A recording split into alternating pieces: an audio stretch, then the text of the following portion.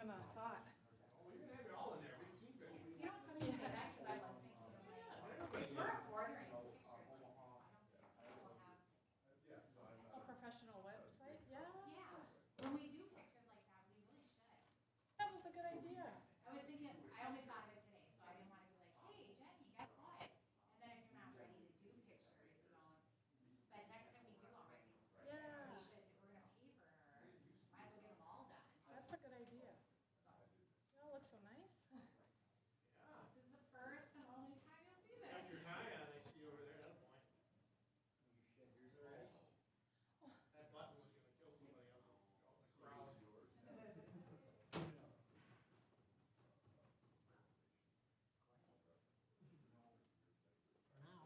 All right. He's here. Thanks for coming to the meeting today. Very called it trouble.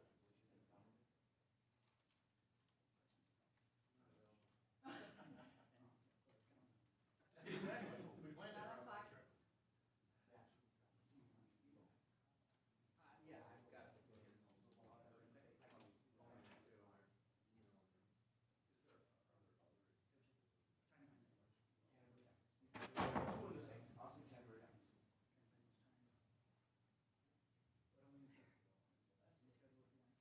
Well, this feels weird. You're the one that kept bringing it up, so you probably should be there. I normally would work on an answer, you know, for them. They would know. It works for everybody else in the how.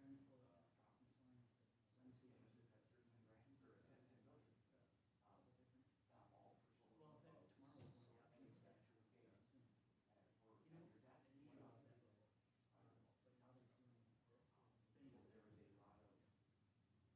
for so long. There was a lot of, more dates and a lot of rounds right now. I got it, yep.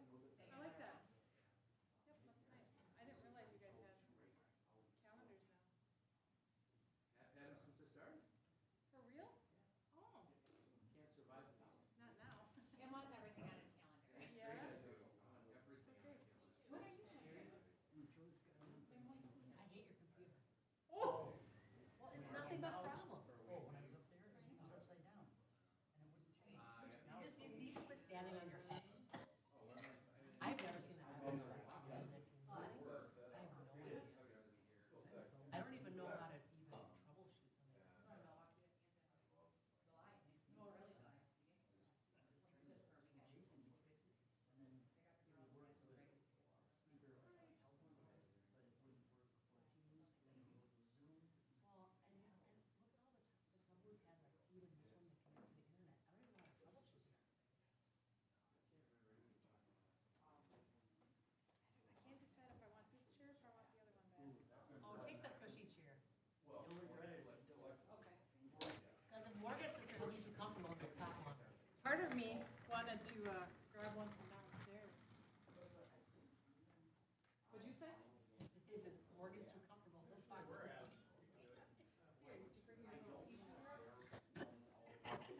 No, that's what God gave me. Yeah. From the back of the head, like, time's up. You get set that timer, right? Yeah, exactly. Oh, we got a clock now? Does it work? Yeah.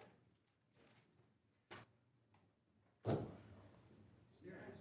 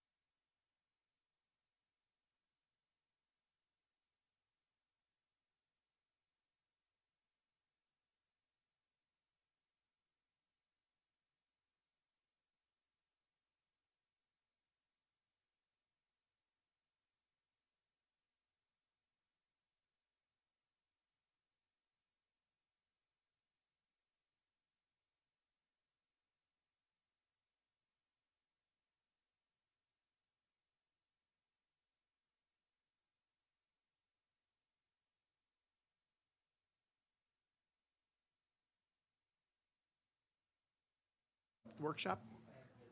I have it on. Check test. Check test. Green light on? That one works. Mine is. I had to share with Tom. Mine's not. Hello? Yours not. Well, Yours is, I hear you tap. there you go. Turn that little, see that little green light right there? It was on. This, Now it's off. number 6 isn't. Hello, hello. Number 7 isn't either. You're a rock star. Am I on? Check test 1, 2. They're working. Yeah, I can hear. Yeah. Probably a reason for that. Keep her mic down, please.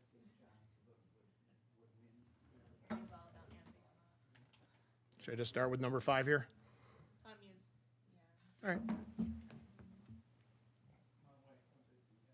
Oh, I was banging my phone. Jeez. 5:32, call the workshop to order. Roll call, please. Councilmember Cole? Here. Councilmember Schwer? Here. Councilmember Wong? Here. Councilmember Nordby? Here. Mayor Monge? Here. Move to adopt the agenda. Motion? Anybody? Second motion? Second. Any questions? All in favor, say aye. Aye. Aye. Opposed, nay. Adopted. Topics. City council training. That's going to be with, there you go. Mr. Mayor, members of the council, I have about anywhere from half an hour to an hour. Do you want me up there just so it's easier to do Q&A, or how do you want to do this? Sounds good. All right. We'll look right at you. Are you comfortable standing that long? First of all, welcome everyone. I have to say I've been doing this for about 25 years, and this represents the holistically youngest council I've ever represented. I think you have collectively about 4 years worth of experience. So Yes. it's newbies. So what I would like to do, I've printed mine out. Do you have the training materials, either paper or electronic? So I still tend to just go through them. I do not plan on reading these verbatim to you. I would like to spend the most time on open meeting law and Data Practice Act. I think what works best, I just did this with the Arts Commission, is if you have questions, let's just do it contemporaneously and go through it. I think it does a better job of kind of keeping things moving, making sure questions get answered, and maybe it leads to other questions. So the first thing I would point out is that as an elected body, the City Council is subject to what's called the open meeting law. And what the open meeting law stands for is this idea that when you get together to do business, the public should be able to watch it in its whole, in totality. And so when you are here, the public is welcome. It does not mean that the public necessarily gets to participate. You do have avenues for that. You will have public forum. Sometimes you will have public hearings on certain matters. But otherwise, what the open meeting law says is they get to be here, observe while you do your business. Areas where open meeting law can become problematic is you guys meet twice a month, and sometimes things come up between then. And during our own work, we will often exchange emails, collaborate, come up with ideas, things of that matter. Email is a trap door for the open meeting law. If you guys start emailing each other, formulating ideas, gaining consensus, you are violating the open meeting law. And the idea being you haven't posted the meeting, the public can't watch it, and it starts to have an appearance, whether it's, even if there's no ill intent, it has the appearance of making decisions outside the public purview. So you'll notice when Brian or other staff send you documents, say, hey, here's an update, here's information. Some of the time there'll be the disclaimer at the bottom, please do not reply all, or at the top. And the idea being there is nothing wrong with sending you information via email once it's a one-way ticket out. It's that reply all, hey, I like this, hey, this is a good idea, hey, I'd like to see this developed. What you've done is you've started to engage in a discussion where all 5 of you are on there. And so as the open meeting law is developed, it's not just enough that we have to have 3 people, reply to those emails. At some point, when you reply, all the other 4 are involved in that discussion. Even if they're silent on it, they are seeing the discussion evolve. So I have indicated that when information goes out via email, my preference is do not reply all. Sometimes I think staff may include you in a blind copy, sort of a dummy proof, so we don't press reply all. The blind copy doesn't allow that. It doesn't prevent you, if you have questions, from reaching out directly to Brian or whoever sent the email with just a reply. And at a staff level, what we have to be disciplined to do is, if Cassidy sends a, hey, I have a question, Brian, we can't start circulating that around to generate discussion on those questions. We have to gather that information and create a cohesive report and send it out to you holistically. So that's email. That principle applies to text messages or any other form of communication that's out there that I'm unaware of. It does not prevent you from chance social gatherings.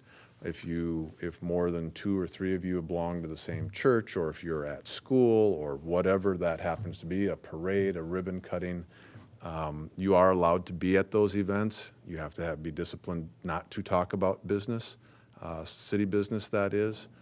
If you do, it's a violation of the open meeting law. Do you have questions on that initially out of the gate? Okay. Is that something folks are familiar with a little bit or have heard about? Okay. Sometimes it seems like that's an ineffective way to do it. When you listen to stories at the legislature about closed-door meetings or party leadership meeting and stuff, keep in mind that the legislature is not subject to the open meeting law. So it's a completely different set of rules. The open meeting law does apply to your committees. That has been established through the law. So there's no, we'll just form a committee and deal with it. They too are subject to the open meeting law. And so your various committees where you've got your appointments, they do publish those meetings, they take minutes, they adopt the agenda, things of that nature. It's open to the public. So when you go down on page 1, you'll see that there are notice requirements that we have to provide. So at the beginning of the year, your first meeting, you usually adopt, if it's either at your first meeting or your last meeting of the year, you adopt your meeting schedule for the year 2023. Those, by definition, are then regularly scheduled meetings. So when you come here, what you can do is adopt an agenda. And if you want to take something off, you can. If you want to add it, you can, if it seems relevant for that evening. You have the flexibility to do that. There are instances where you may feel the need to call a special meeting. A special meeting can be called either by the mayor or 2 council members alerting Brian, and we put out the notice requirements. It takes 3 days notice. The 3 days notice is calculated a little differently. If we noticed it today, Tuesday doesn't technically count, but Wednesday, Thursday, Friday, you could meet on Friday for a special meeting. We don't do a lot of special meetings, but in the event we do, you are limited to what is on the agenda. So we'd have to be very precise and specific in terms of what we list. It can't be, let's just meet and talk about whatever comes up. We have to list what's on that agenda so the public knows. The idea being it's not a regularly scheduled event. The public didn't have as much notice to get prepared for it, so you are confined to whatever's on the agenda. And you can't get cute about it and say, street project, other. You have to be specific in terms of what you're going to talk about. There is a provision for emergency meetings. One of the first things I would point out is emergency meetings are not an avenue for poor planning. Think things like if the tornado comes through town and we have serious damage, that's an emergency. If we have to figure out reactions to a pandemic, that's an emergency. So-and-so forgot to fill out the paperwork for their liquor license and we may have some timing issues, is not an emergency. So just keep those things in mind when we come to what constitutes an emergency meeting. At the bottom of the page, you'll see there are times when we can go into closed meetings. The list is there. What I would say in North St. Paul, the items that we primarily go into closed meeting for are labor negotiations. The good news is we've just done a lot of contracts. I think we've got at least we've done 5 or 6 contracts, and we're at least 2 or so years out before we have to deal with that again. We can go into closed session to do Brian's review, and if there's any litigation out there involving the city of North St. Paul, we can go into closed session to discuss that. All of those meetings, with the exception of attorney-client, are tape recorded, and we would provide minutes on those. So it's important to remember, when we go into closed session on those, we are limited to that topic at hand. You can't use it as an opportunity to close it for one thing and talk about a bunch of other stuff. And those meetings are tape recorded as a way to try and police that. So those are closed meetings. You can see at the end, if you violate it, there are potential ramifications. And an individual, if it's found to be intentional, can be fined up to $300. You can lose your office. I'm not aware of that happening in Minnesota. If someone has to sue to try and enforce that, they can collect some of their attorney's fees to enforce that. So that is the open meeting law. You will hear things like a serial meeting. That's the idea of an email. If Tim sends an email to Cassidy, well, there's no open meeting law violation. If Cassidy then sends it to Jason and says, here's what Tim's thinking, I agree with him, what do you think? That's your open meeting law violation. Even though all 3 of you weren't involved initially at the discussion, it's the daisy chain of events that leads to an open meeting law violation. I've kind of buzzed through that. Okay. No pushback? All right, good. So it doesn't mean, sometimes I get so we can't use email. No, that's just not true. You can. What I encourage you to do is, if you have questions, to route everything through Brian and or Jenny. They can assemble that data and they create a report or a packet. And it's perfectly acceptable to take the comments or ideas that you have. We'll get into a little bit about, whether providing individual direction to folks. But definitely staff can assemble all the comments, ideas, and things and present it to you holistically as a group when the time is right. All right, I'm going to struggle with this microphone. I'm going to move on to page 3, data practices. This is another area that is new for a lot of folks, or it can be. The idea is that once you're in public office, all documents created as it relates to city business are presumed public. It doesn't matter if someone sends you an email and says, hey, this is confidential, or hey, strictly private. The sender or receiver does not get to decide the status of that data. The law does. And what the law says is it's presumed to be public unless there is an exception to the Data Practice Act. A rather straightforward exception would be if there is personnel data. So if Brian is working with an employee or something like that, that employee's personnel file is not completely public. There are aspects of it that are public, and the statute defines what aspects those are, but the whole file isn't public. Emails between Brian and yourself are generally going to be completely public. The one exception for elected officials is if you get an email from a constituent or a resident or just candidly anyone out in the public and sends it to you and says, hey, I have a concern. If you read that and then respond, that email is private data. Now, the way the law works on that is it's private. You can decide to make it public, and they can decide to make it public. But if a data practice request came in that said, I want an email between John and constituent A, you could choose to not disclose it and say, such data exists, but it is private data and we're not disclosing it. However, when you get an email from a resident that says, hey, they forgot to plow my street, and you press forward to Brian and say, hey, what's up with this? That email just became public. Because at that point, you have disclosed it to someone on staff, and that private status no longer exists. So as long as the correspondence is between you and a resident or someone, it would be private. But the moment it's disclosed to staff, and that doesn't always matter. I don't encourage folks to not forward those emails to staff. They're benign. If it just says, hey, we need some help on this, let's get it moving, doesn't matter. But you should know you have the option of not all emails between you and staff. Now, if that resident sends you an email and copies Brian, cat's out of the bag. That's a public email, just by the nature of the way it was sent. But if it's just a private conversation between the two of you, that is a private email. Otherwise, everything else is presumed public. We do get our fair share of data practice requests. Sometimes it may feel like the requests have ill intent or things of that nature. The law doesn't care. We are not allowed to ask them why they want the data. They're not allowed to ask them what they're going to use it for. The fact of the matter is, when we get a request, we review the data, we review whether it's public, we review whether we need to redact anything, and then we disclose it. A resident, or anyone else for that matter, has the right to review and inspect data for free. If they make the trip to City Hall to take a look at that data, we cannot charge them. If they want copies, we can charge them.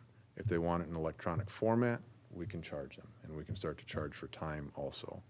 But what the law says is it's presumed public, and if someone wants to see it, we have to produce it, we have to do so in a timely manner, and we have to allow them to inspect it for free. That's the nature of government collecting data. And sometimes requests can be onerous, as Jenny can attest to, but that's part of what we're here for, is to provide that data to folks who want it. Questions on Data Practice Act? It's not up, it would be up to you to decide if any of that data would need to be redacted, right? Yep, I work with Jenny. Jenny has a good understanding of the Data Practice Act, but sometimes there's questions of, hey, what do you think about this, things of that nature. I think the city has given you city email addresses. I can't encourage you strongly enough to use that, and train yourself to do any and all city business on that email address. I have had people who, with their jobs, have certain security clearances or certain protocols in place, and they've used their work email, and they've been very sad to find out that it is not the device you send something from that matters, it's the content of the email. So if you're using a work email to receive city business, that email, and ultimately, depending where things go, a search of that system may be a product of the Data Practice Act, and that does not leave your employer happy. So I would encourage you to use your city-issued email and be disciplined enough to only use that for your emails. I know folks who have just either killed an email account or have discontinued it or have said, hey, please route it back here. I would encourage you to do that, because keep in mind, if they send it to 2 different emails and you're constantly responding to both those email accounts are subject to the Data Practice Act, because you're doing business on them.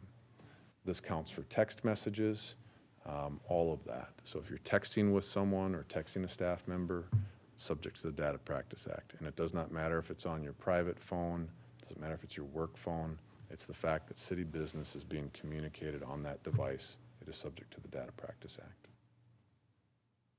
If people actually still sent letters, subject to the Data Practice Act. All right. At the bottom, you can kind of see what the life cycle of a data practice request is. I think in general, to the extent we get them, Jenny usually coordinates them, receives the data, and then we determine what should be released and what shouldn't. Any questions on Data Practice Act? Can you go back to the texting? Yep. What does that open up for the Data Act? A text is the same, under the eyes of the law, a text is the same as an email. What I will tell you from my experience when producing under the Data Practice Act is that it is a lot harder to grab and or print or produce texts. But just that text chain, not the entire information all contained within that app? No, so just that text, just that conversation. It doesn't it's not the, nose under the tent, it doesn't open up everything.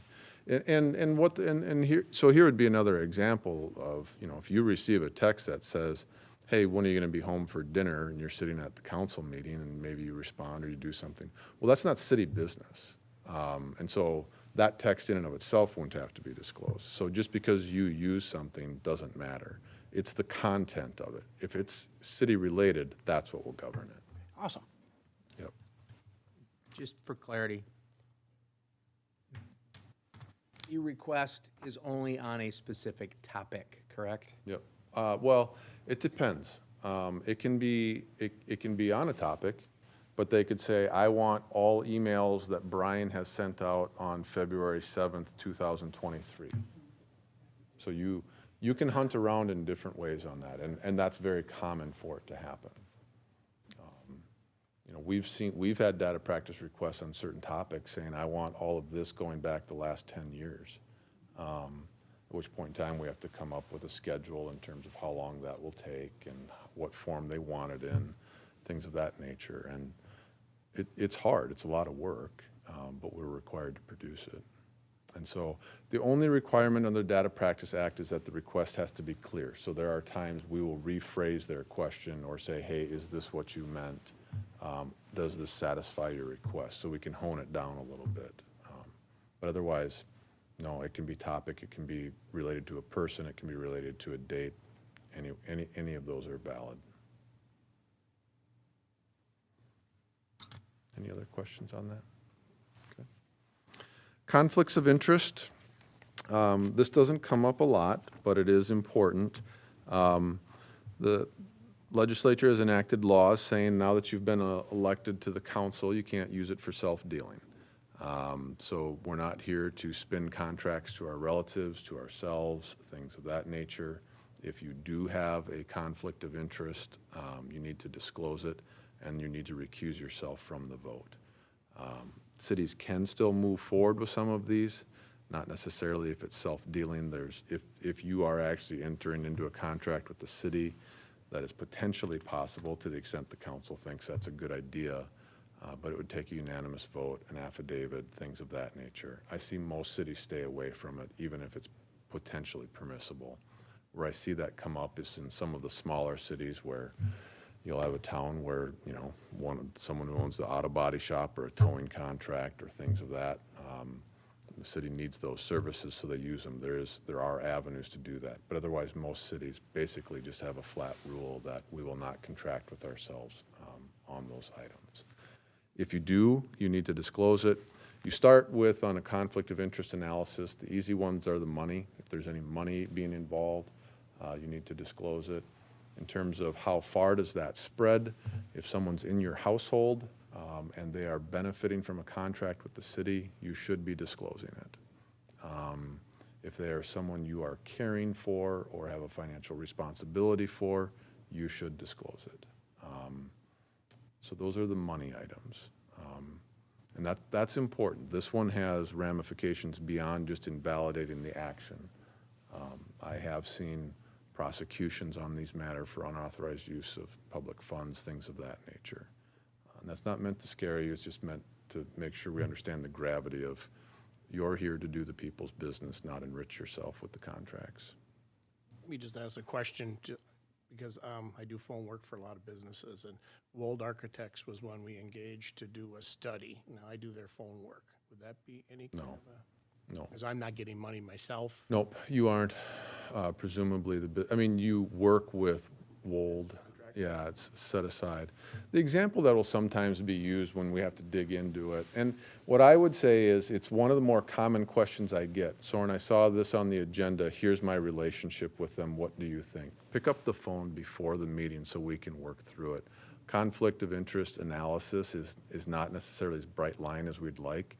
I will tell you that I take a pretty conservative approach on the conflict of analysis. A lot of attorneys will talk about, well, if there's the appearance, I would stay away from it. Well, that's not a legal conflict, but it is a safe way to move about. I do think if we start cutting the line too close, at a minimum, you're going to impact the public's trust of the process. One of the analysis folks will use is, say, if Walmart's coming to town and there's the development. Well, if you're an executive at Walmart and you're on the council, I would tell you to step down from that decision. I don't know exactly how your compensation structure works, but opening a Walmart might impact that. If you are a cashier at a Walmart, I don't think you necessarily have a conflict of interest. Now, that can change too. I mean, if you're a cashier and all of a sudden you become a manager because the vote went right, that's a problem. So again, in that instance, I tend to advise people, if you have an affiliation with the applicant, I would stand away from it. And again, you can spar on that, but that in general is my advice on those things. If you have a spouse that's an applicant, I again would encourage you to recuse yourself.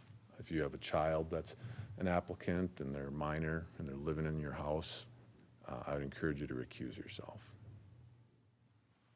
Can you expand upon that a little bit? Sure. Full disclosure, my significant other works at the American Legion. Yep. So would any city business that relates to all bars? No, I'll give you an example. When Terry was mayor, he owned a liquor store. Now, it wasn't in the city, but he, out of an abundance of caution, anytime liquor licenses came up, he abstained. Okay. Do I think the liquor license for the Legion creates a conflict for you? I don't. If there were an issue where maybe if we had to do some sort of enforcement on the Legion and impacted it, we may want to have that discussion. But no, the liquor license renewal, I would not view for your situation to be a conflict of Okay. interest. Thank you. Yep. Questions on that? Okay. On the bottom, and we may cover this in Robert's rules, abstaining.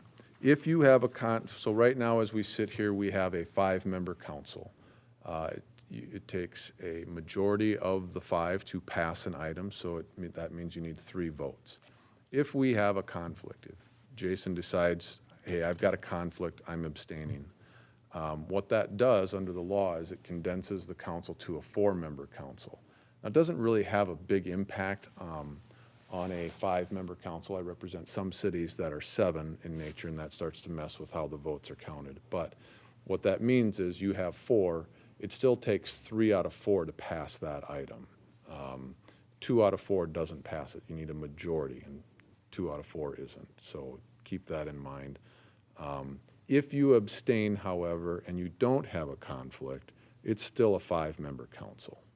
So only a conflict, and this comes up with abstention. If you just, for some reason, don't feel prepared, aren't comfortable, maybe politics has something to do with it, you just don't want to vote on it and you abstain. If there is not a conflict, one of the questions I might ask is, do you have a conflict or are you simply abstaining? And if you have a conflict, the council goes to 4. If you don't have a conflict, the council remains at 5. And your vote, in essence, it isn't counted as a no vote, it's counted as an abstention, but it works as a no vote because it takes 3 affirmative votes to pass something, and an abstention is not an affirmative yes vote. I haven't seen that come up here very often, but it is something to keep track of on that. Okay. Conflicts, how are we doing on time? Not bad. Any other questions on conflicts of interest? Okay. Gift law, no, this doesn't mean you can't get gifts anymore. You can still get those. But you are a local official. And what the law says is if you have an interested person, the classic example used is if you have a contractor in town who's applying for a land use application, or if there are contractors who want certain contracts and, hey, John, I'd like to take you out for lunch, what do you think? First of all, I would encourage you to think about taking that meeting when someone is actively soliciting you for business. A meeting may make sense to get to know the person, but you have to be very, very careful about what else is involved. That lunch, that beer, that let's take a trip together, hey, I've got Vikings tickets, hey, I've got Twins tickets, all of that stuff is off the table in my opinion. That cannot happen. And I know that as elected members, you're in the community, you're meeting with people, all of those things, but the safest course is to not accept any of those little things that maybe were bought or swapped before. I can't say because someone bought you a beer, you violated the gift law, but it is something, they'll talk about de minimis and certain thresholds and whether they're an interested person or not, but you have to be careful about that.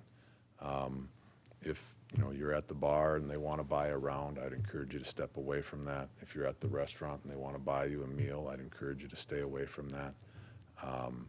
If you start getting gifts from contractors, things of that, I would encourage you to return them. If you're encouraged to go to the games or a trip or things like that, I'd encourage you to not do it. Now, where I usually get a ton of pushback is from all of my clients who are in sales. Graft and things are just part of the deal. If you are in sales, this does not mean as part of your job that you can't continue to do it the way you've been doing it. But I would encourage you to be very diligent about making sure that if you're the one being courted, that it's as it relates to your job and not as your position as a city council member. That creates a problem. And again, I would just simply encourage you to be hyper vigilant about that. There's very little forgiveness on the gift law, and that does have consequences. So this doesn't mean for your birthday, friends and family can't get you presents. But beyond that, I would encourage you to stay away from it. Questions on that? What if you want to gift an employee or a department? Yeah, it's happened. I encourage it. I would rather see that come from the council as a whole instead of individual members. I have seen councils on their own, not using public funds, pooling and buying something. I would prefer it that way to make sure there's no sort of reverse quid pro quo. But yeah, I've seen that happen. You know, and I'm not talking about cards or thanks and stuff like that, but an actual gift, something of value. I would rather see it be a council decision and done holistically.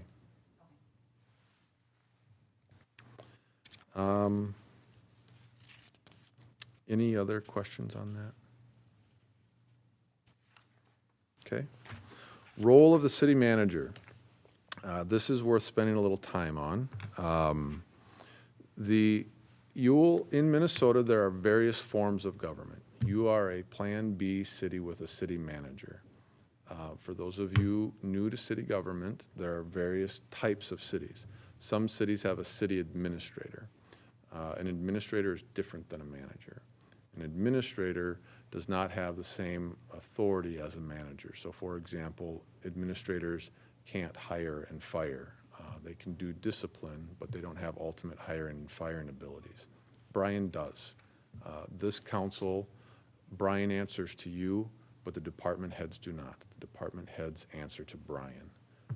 And as a matter of fact, the statute goes so far as to say it is inappropriate for council members, either individually or as a whole, to try and overly steer Brian on personnel matters. It is meant to be hands-off at a council level, no micromanaging. Now, that does not mean if we see something, if all of a sudden there's something we want to change with a department or you're receiving feedback on a department, doesn't mean you can't talk to Brian about that. And certainly as a council, if you want to talk about the future or how something is run in a department, that's appropriate. But the actual how you implement it and manage that department is completely up to Brian, and it's inappropriate for the council to involve themselves on that. Some city councils have what is called a charter. It's a guiding document. You almost refer to it as like your constitution, sets the floor of how you do the rest. North St. Paul does not have a charter or a charter commission. Some cities do. So Brian's spending authority, and you have a spending policy, is up to $20,000. You will sometimes hear other cities talk about the manager. For example, I represent St. Louis Park. Their manager is able to spend up to $175,000. That's a function of the charter. Without that charter, what the statute says is 20 grand. All claims do have to come back to the council for approval, but know that a lot of those have already been spent, and Brian has the authority to do that. But there still is a formality that those claims need to come back to you for your approval and consent. So personnel and spending are the big items. I would encourage you, it's an overused metaphor, but I like it. When I think of like an hourglass, you know, if you are up here as the executives or the board of the organization, Brian should be that ring right before it goes down to the employees. There really shouldn't be any information that passes from you to staff. It should go to Brian and let him disseminate that information. If there's a better metaphor, let me know. But I like the idea of everything has to be cycled through Brian. He will decide who follows up on it, he will prioritize it, and then he will be the one getting back to you. It gets too messy if individually you are contacting department heads and trying to steer work and effort. And it's confusing for the employee, because candidly, you speak collectively, not individually. Individually, you really don't have any authority. As a body or up to 3 votes, you do. You have ultimate authority on almost all things. So I would encourage you to work through Brian on those items. There are certainly times when Carrie or maybe Jenny are reaching out to you for certain things. That's not what I'm talking about, but I'm talking about day-to-day decision questions, things of that nature.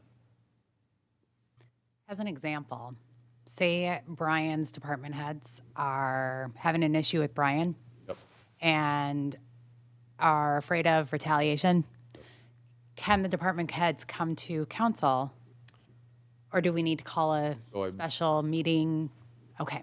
Yeah, I believe the personnel policy, and I'd want to double check this. I think the personnel policy says, send your concerns to me. Okay. If someone reached out to you because they didn't read the personnel policy, I would hope that your next call's to me, and then I can help coordinate a meeting or next steps. But that is an example of when, look, if the issue is the manager, most people aren't comfortable going to them. Right. But the policy does contemplate the next steps on that. Excellent. Thanks. Yep. The final thing I will say on that is, if you have sort of an entry-level person who is having problems with their boss, we really have to make sure that we honor the hierarchy, and so that if they skip their boss or that supervisor or Brian and are coming to you because there's an established relationship or you bump into each other, or, hey, by the way, what do you think of this? We need to reroute that stuff back to the establishment and honor the hierarchy on these items. It's just the only way this organization will work. And it just leads to many other problems. One final note on that is you do have 6 unions, 5 unions. I believe, how many non-union employees do we have? 3. 2 of them are sitting here. And so that's not a good or a bad statement. It is just a statement. That's how it is organized here in North St. Paul. And so one of the things that when I'm watching compliance is if we start to negotiate and or talk to employees outside the context of their representation with that union, you may have an unfair labor practice. And so it's just another layer that we have to be mindful of. And so that's why it's critically important that any and all employment issues do go through Brian. Any other questions on role of city manager? Come on, Tim. Rules, yeah. Rules of order, our last topic. So you are governed by Robert's Rules of Order. I can't think of a worse document to use for city councils. It's too much, it's too big, it has too much in it. We don't necessarily have a good alternative. And candidly, we don't get into procedural issues very often. So you, like most cities, just adopt it, and then we figure it out. To do business takes a motion and a second, and then a majority of the quorum.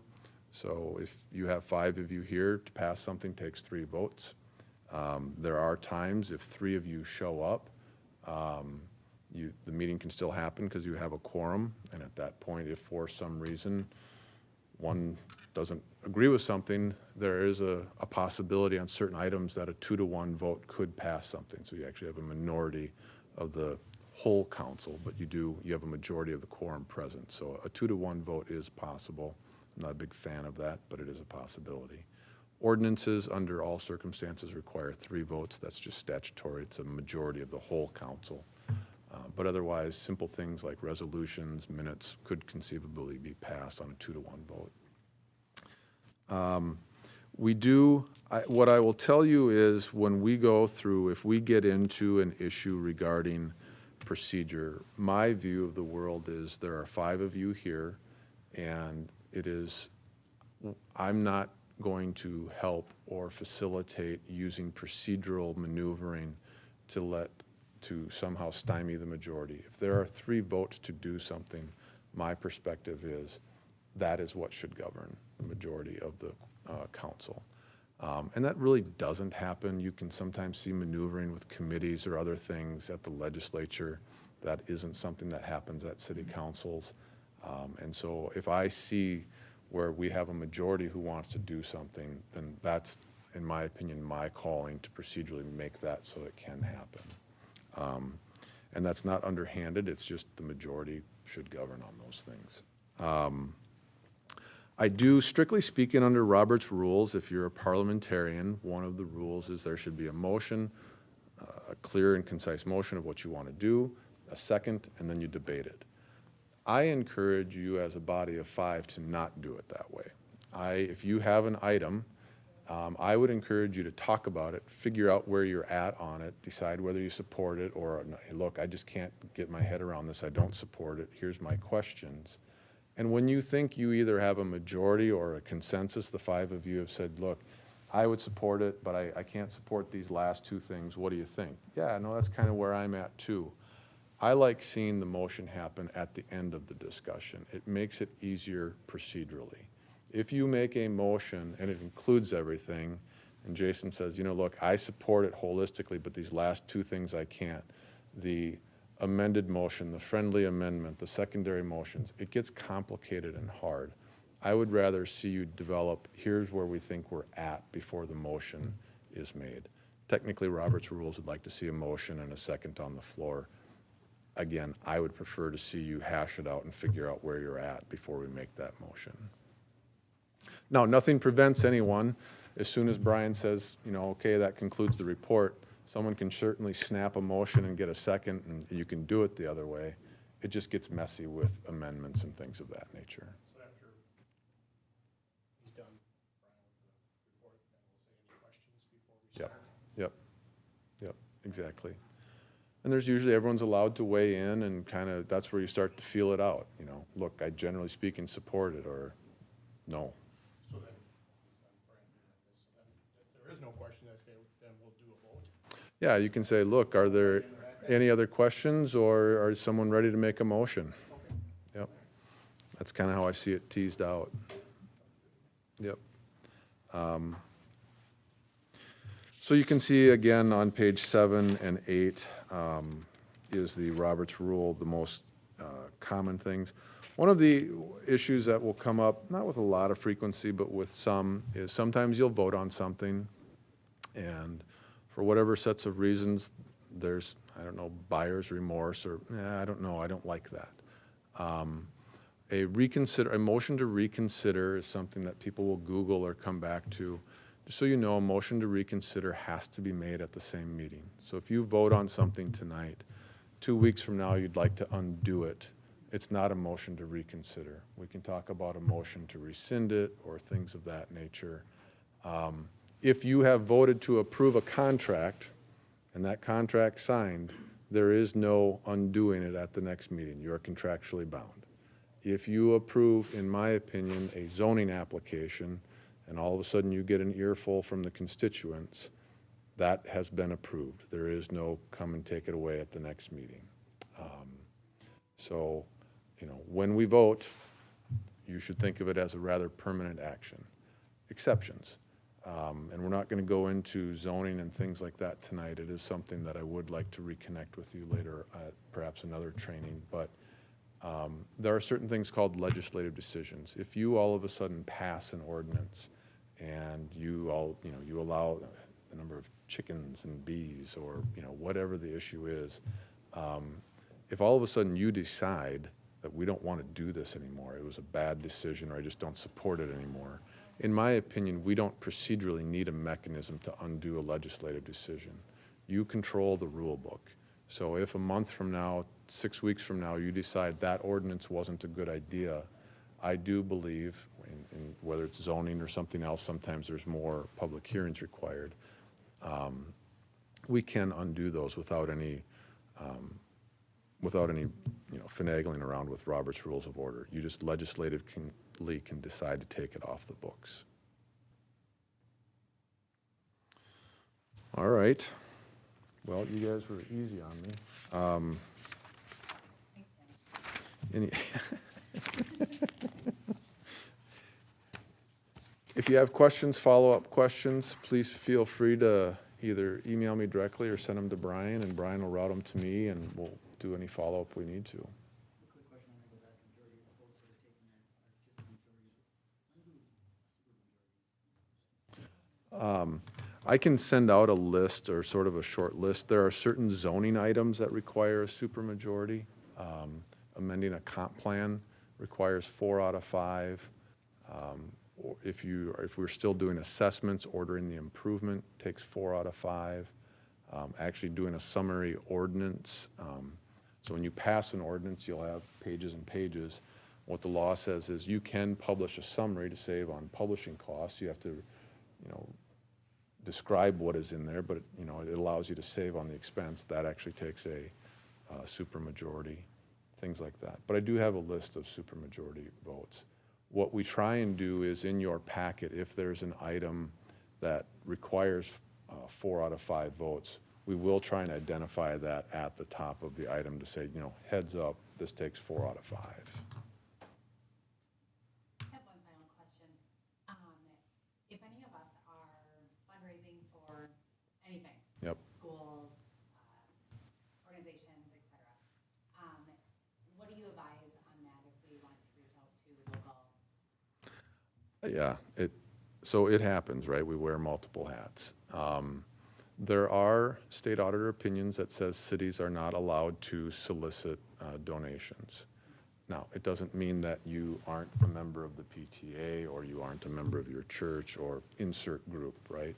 So what I do encourage you to do is when you show up and start soliciting, that no, we don't mention, hi, I'm council member so-and-so, and by the way, I'm helping the school raise money or my church raise money. And there's 2 parts of that. One is the state auditor opinion that says cities aren't supposed to solicit donations. The second part of that is it creates some confusion. It's, are you here as a city council member? Are you here as so-and-so, with the scouts or whoever? And what you don't want to do, and one of the reasons the solicitations is the state and the law, and I think this is a good principle, is you don't want to come across as quid pro quo. I'm here to solicit from you. I notice that you need a liquor license next month. And that can go down the line. So I would encourage you not to send out the letter, council member so-and-so, seeking money, council member so-and-so. I've seen also some people get into trouble with campaign issues on there because it's viewed as almost a donation to the campaign and it wasn't reported. So I would just I would encourage you to leave that aspect of your life out of the solicitation. Is there a safe way to direct a gift? Like 4 years from now, if I want to run again, Yep. I plan on being self-funded like I was this time. People are pressing me to contribute to my campaign. Is it safe to say, no, but if you really want to do something, donate to the food shelf? Can you? I don't know from a campaign finance. So first of all, campaign contributions are specifically excluded from the gift law. Those are not viewed as. Okay, so that might have not been the best example, but. Well, so I don't think that would run afoul of the gift law or a conflict. Where I would be concerned is whether the state auditor views that as a campaign contribution, even though it didn't go to you. And I don't know the answer to that. I don't know the answer to that one. Because you do have a hand in where that money is going. I don't know how they'd view that.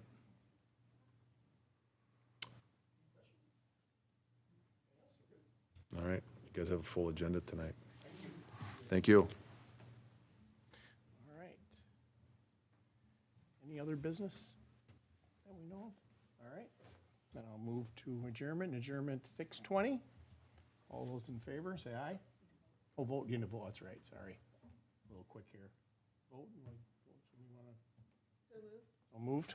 So moved. Councilmember Wong, Councilmember Cole. All those in favor? Aye. Aye. Nay? Meeting adjourned.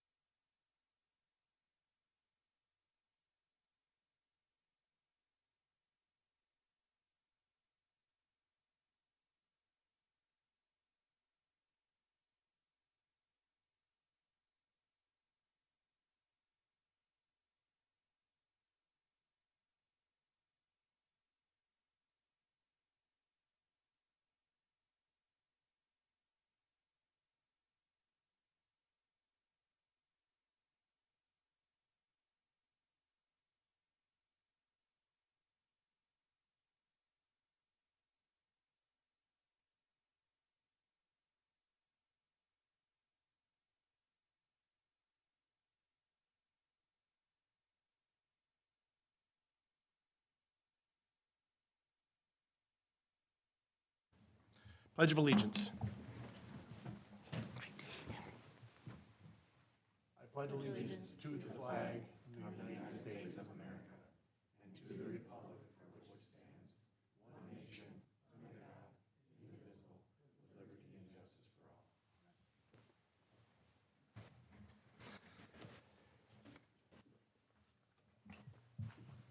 all. Benny, could you please do roll call? Councilmember Cole? Here. Councilmember Schwer? Here. Councilmember Wong? Here. Councilmember Nordby? Here. Mayor Monge? Here. Can I get a motion to adopt the agenda? I move to motion. Cassidy moves second. Second. Second. All in favor? Aye. Aye. Nay? Approved.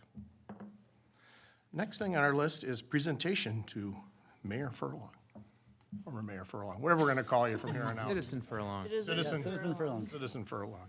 Right, ready? Yep. All right. Please step forward, young man.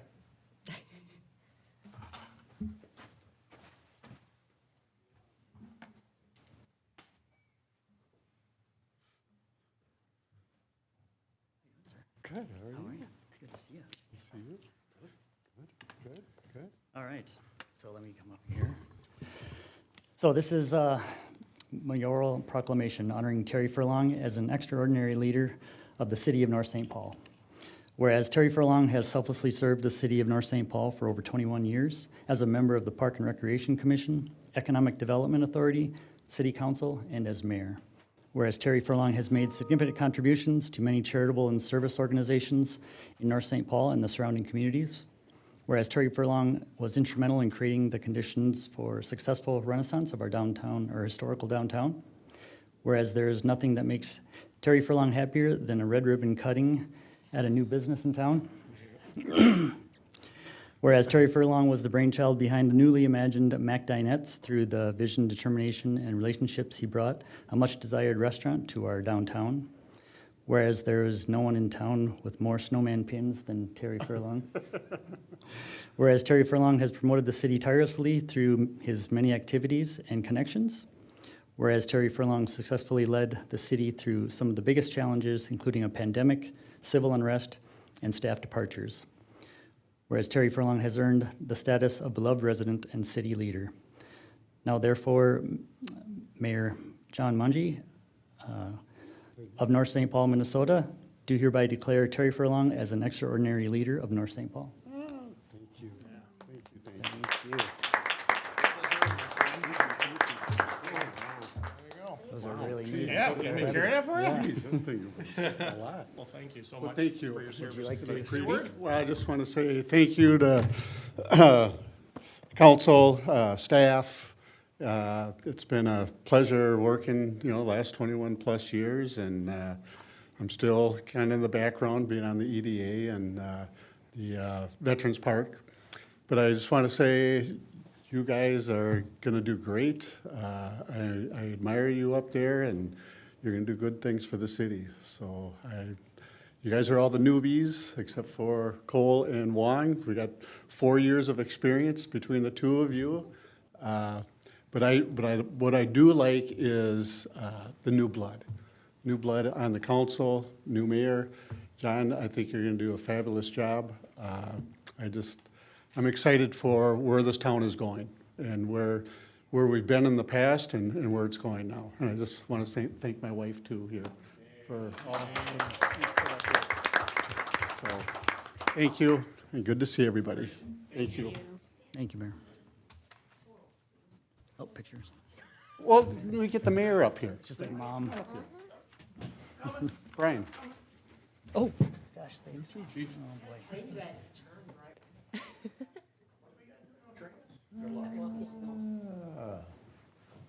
Photo op.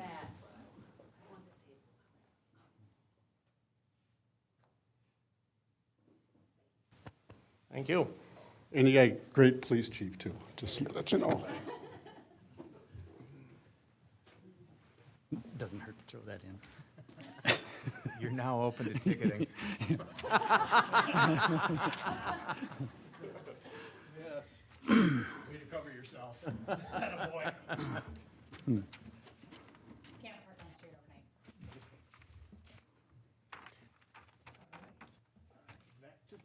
regularly scheduled program. Next part is consent agenda. Got a motion to accept the consent agenda. Would you like me to read it off, or? Oh, yeah, go ahead. I'll just do I that. told you, Sounds good. Thank you. Thank you, Mayor. no learning. Consent agenda A, January 17th, 2023, workshop meeting minutes. Item B, January 17th, 2023, regular meeting minutes. Item C, general claims of $4,259,950.08. Item D, HRA claims of $29,614.99. League of Minnesota Cities Municipal Tort Liability Waiver. Item F, purchase 2022 Chevy 1500 pickup. Item G, application for charitable gambling to exempt permit for North Presbyterian Church on February 25th, 2023. Item H, service agreement with ADP, Inc. for payroll and human resource services. Item I, 7th Avenue Landscape Project, approve final payment and accept project. Thank you, Brian. Anybody like to pull anything from the consent agenda? Not? Motion to accept the consent agenda. So moved. So moved by Councilmember Cole, Second. second by Councilmember Wong. All those in favor, say aye. Aye. Nay? Ooh, I don't have to do that, sorry. All right.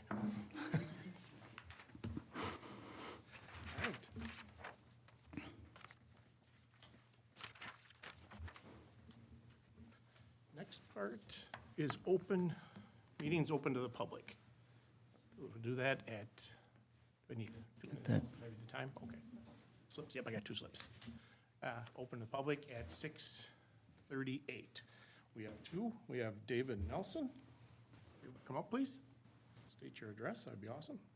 We have 3 minutes, please. Excuse me, I'm jogging. Attaboy.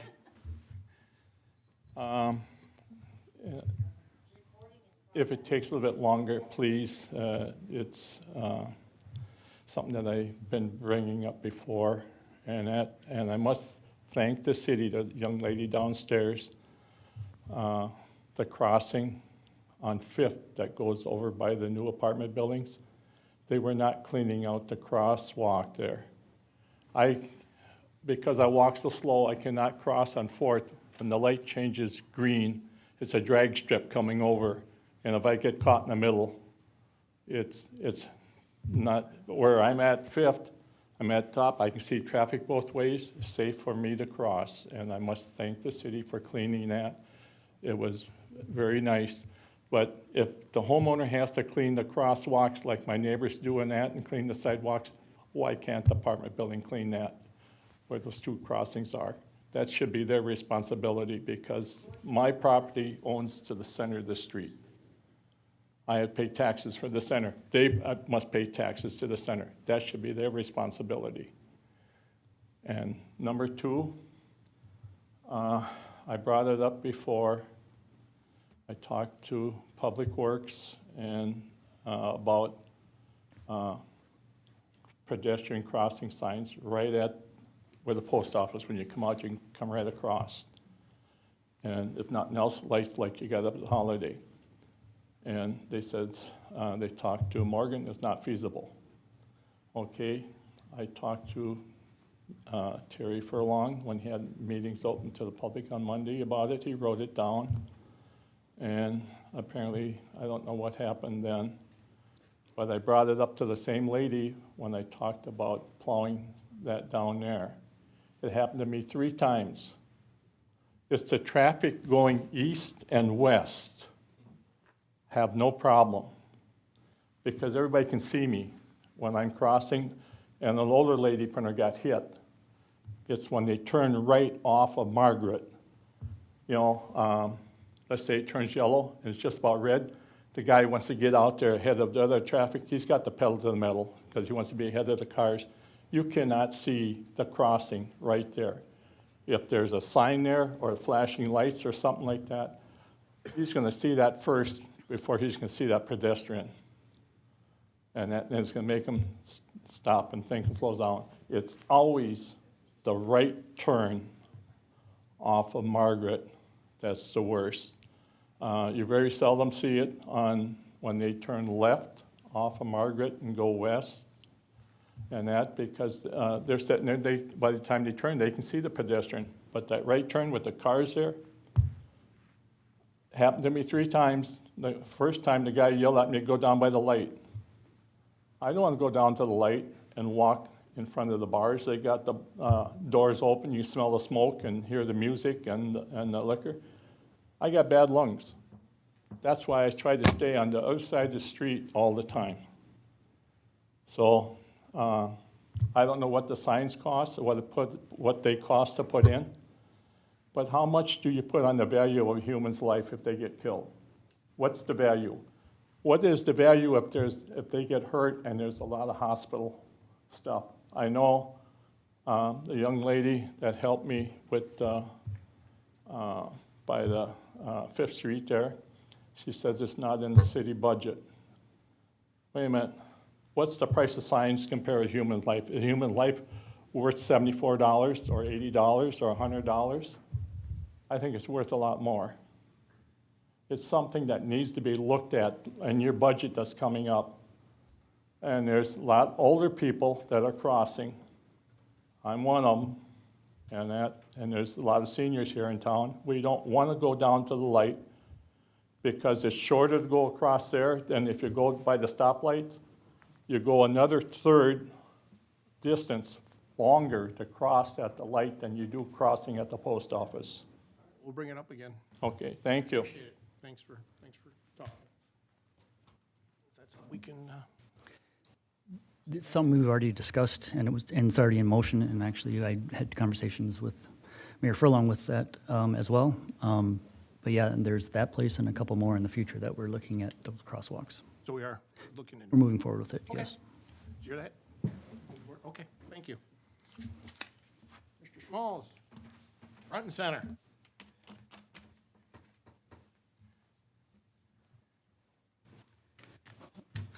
John Schmall, 2750 Chisholm Avenue. I just want to let you know I have other things to do than this. But if you are going to ask me to sign up for things like push information, I will sign up. I think that's a wise idea to do that. But I will read what you send me.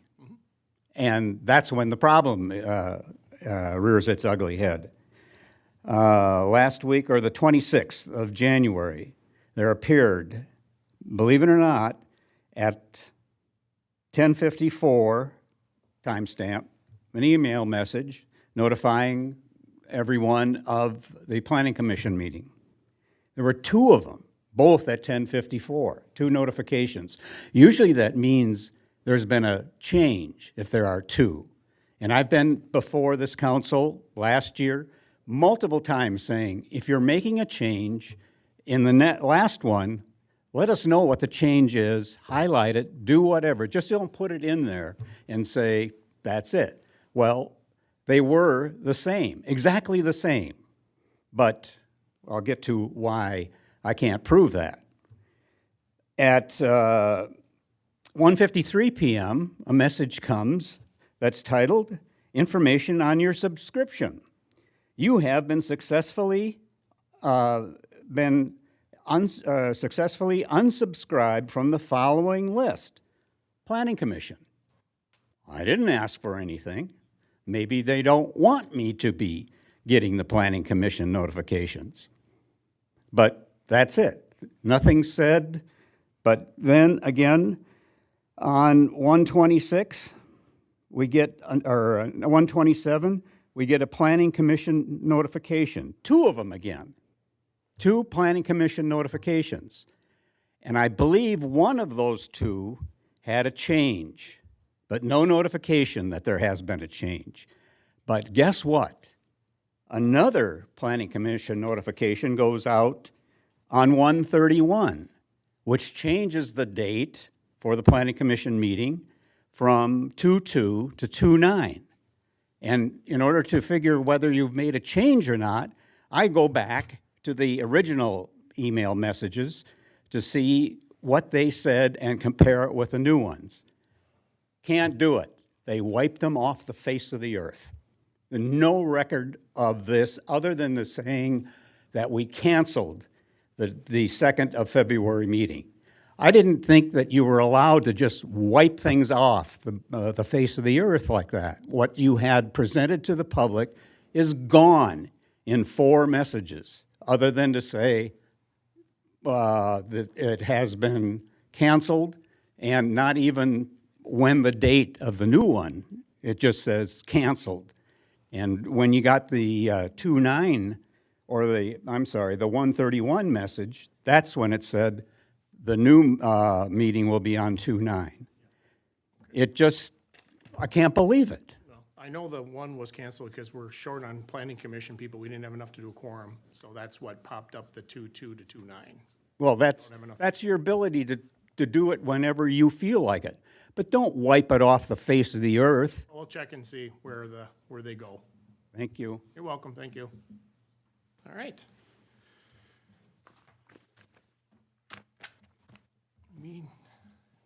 6:47, public comments closed. Next part of business is business action items and recommendations. Thank you, Mayor. First up is the 2023 North St. Paul History Cruisers Car Show Memorandum of Agreement. Looking for acceptance of the agreement and a memorandum of agreement. What we have, Bob, did you want to say a few words? Not really. Not really. You don't have to. Yeah. No, we just need to get the stamps so we can get our vendors, because they're knocking on our door to get signed up for Friday night. So if we can get your stamp of approval, we'll move forward. Great. And we'll go from there and see what happens this summer. Right. Other than Bob, that, can I thanks. ask one question? Sure. Are we, as a group, financially hamstringing you at all by only approving it year by year? Would there be a significant savings, let's say if we could approve it for 2 years, by insurance or anything? No, our insurance has, lucky enough, to stay really consistent the last few years. No, just that, next year it'll be all easier for everybody, because hopefully we have the same faces across the front, and we'll all know what we gotta do, because, shortly, we try to get this done by the middle of January, because our vendors start really knocking on the door, because they said, well, if we ain't gonna be there, we gotta find a place to go, so, no, we're fine. Okay, thank you. Yep, thank you, guys. Neighbor does the hot dog, and she said to me as I was out taking the garbage can back in, when is this gonna happen? So I said, tonight's gonna happen. Yep. So that's all we need, and we'll be in business. All right, thank you, Thanks. appreciate it.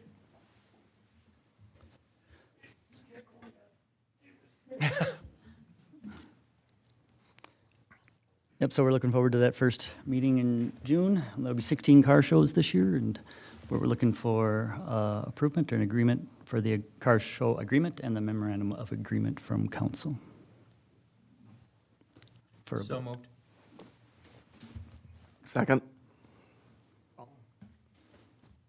Any questions, all in favor? Aye. Aye. Aye. Ayes have it.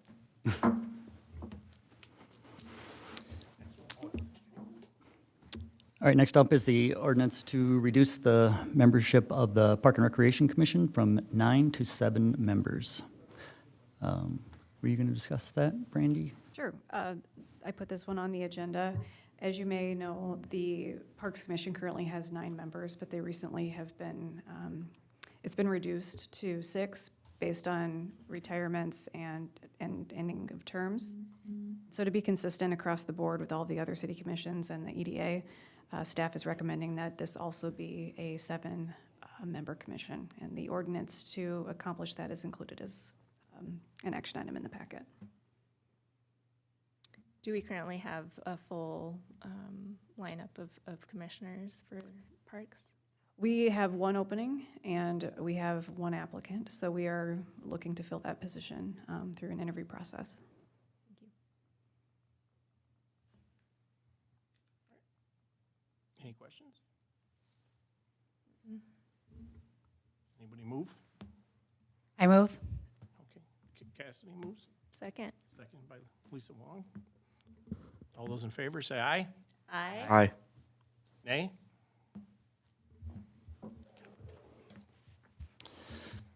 Item C is a resolution authorizing a cost share for Open Window Productions marketing video proposal. I believe that quote came in at about $10,000. Half of that bill will be paid by the EDA, and then 1/4 by the city and 1/4 by HRA. Any questions? Anybody move? So moved, Your Honor. So moved, Mr. Norby. Second. Second by Cassidy. All those in favor? Aye. Aye. Aye. Aye. Opposed? Motion carries. Next up, item D, resolution committing local match and authorizing contract signature for a deed grant for the Lilly Building redevelopment project. Deed is Department of Employment and EDA, Economic Development. Turn that over to you, Brandy. Sure. We have received a request from Jim Lavelle, the developer for the Lilly Building project, and he is seeking a fourth grant for this redevelopment opportunity. He's received 2 from Deed so far, and this one is a redevelopment and brownfield grant. He has provided his engineer, who actually is submitting the grant on the city's behalf. So she is here in the audience if you would like to have her come up and do a little presentation about what the grant opportunity contains. Sounds good. Welcome. Please state your name. Sure, I'm Jennifer Force with SEH. So the project is applying for a redevelopment grant through Deed. It funds slightly different activities than the cleanup grant, which is related to soil and groundwater cleanup. This one will pay for geotechnical costs, public infrastructure such as lighting, sidewalks, as well as demolition. So it's has a slightly different focus than the cleanup grant. So, and there's a match requirement, but it is an unrestricted match, and so that'll be paid for with either TIF or private financing.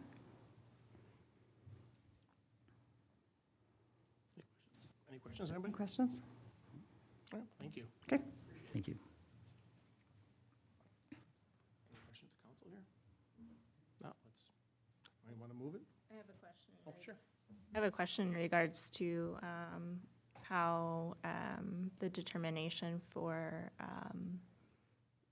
20 units, 20 of the residential units will be 80% of the AMI, the area mean income.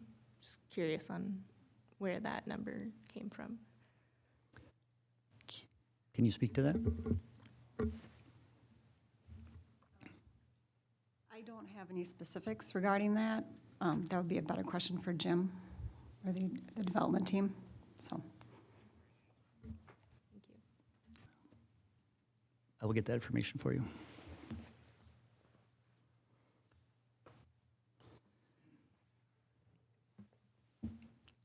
And looking for a resolution on that. Yep.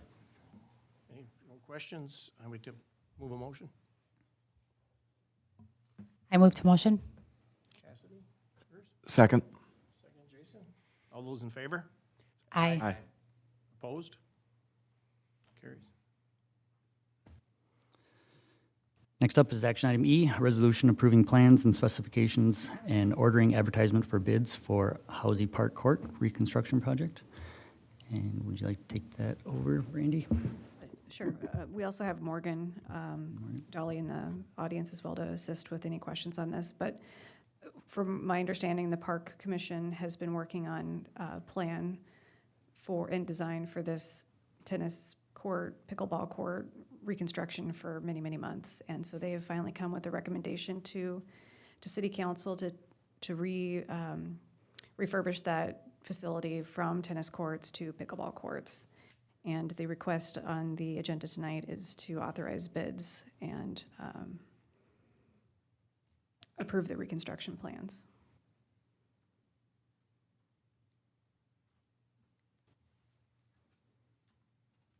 Is this the same footprint as the existing court? It's a little bit bigger. I think it extends about 10 to 15 feet north and west and in that direction, so it's a little bit larger.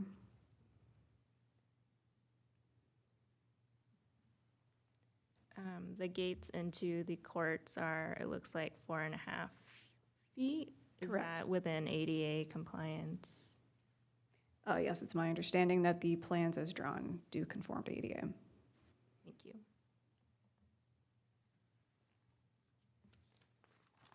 And the plan also does include walkways and connection ways that are ADA compliant to get from the new tennis courts down to the picnic area and over to Housy, where today none of that is connected. That's been what we've been doing in both parks when we redo them, is bring them up to Correct. ADA. Yep. Yeah, it's my understanding from speaking with the engineer and also the landscape architect who designed the plans is that if any facility is being improved, that's the trigger for bringing it up into code compliance or ADA compliance. And so whenever we do another improvement in Housy Park, we'll have to make sure that those also come up to ADA standards. Thank you.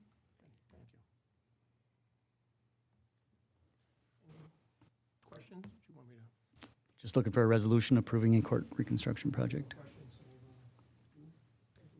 So moved, Your Honor. Councilmember Wong, Second. second, Councilmember Cole. All those in favor, say aye. Aye. Aye. Opposed? Thank you. I think the Park and Rec will be really happy. This is a multi-year project. This started prior to COVID. We've had WSB involved, working at different things, so this is a good move for the park. It's the park closest to downtown, so for right now, it's our downtown park, so, it's a great move, so thank everyone for their support. Next action item is item F, executing certificate of completion and TIF note relating to contract for private development with Anchorview LLC and tax increment financing housing district number 4-10. Turn it over to Community Development Director Brandy Howe and probably Michaela from Baker Tilly as well. Yep, this is one of the requests that came from the developer. They're at that point where they are ready to consider their project complete. So we're closing out some items, and Michaela will do the presentation on the TIF note related to that. Thank you. Good evening, Mayor, members of the council. Here tonight to provide a brief overview of the action item, which is executing the certificate of completion and the tax increment financing note related to the city's tax increment financing housing district number 4-10. Again, before you tonight is the consideration for both of those two.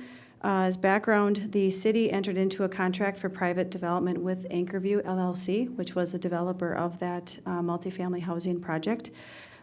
Pursuant to the terms of the contract, once the developer has completed the minimum improvements, it is customary for the city to execute that certificate of completion and the TIF note. The TIF note is the assistance between the city and the developer. When the tax increment district was created, there was a financing gap, and the city pledged $2.4 million to the developer to reimburse for a portion of the costs associated with construction of that project. The developer did provide proof of incurring up to the $2.4 million pursuant to the contract. So all the terms within the contract to this point have been met by the developer, which would allow the city to proceed with executing both the certificate of completion and the TIF note. If you have any questions related to the documents or the district itself, I'd be happy to try to address them.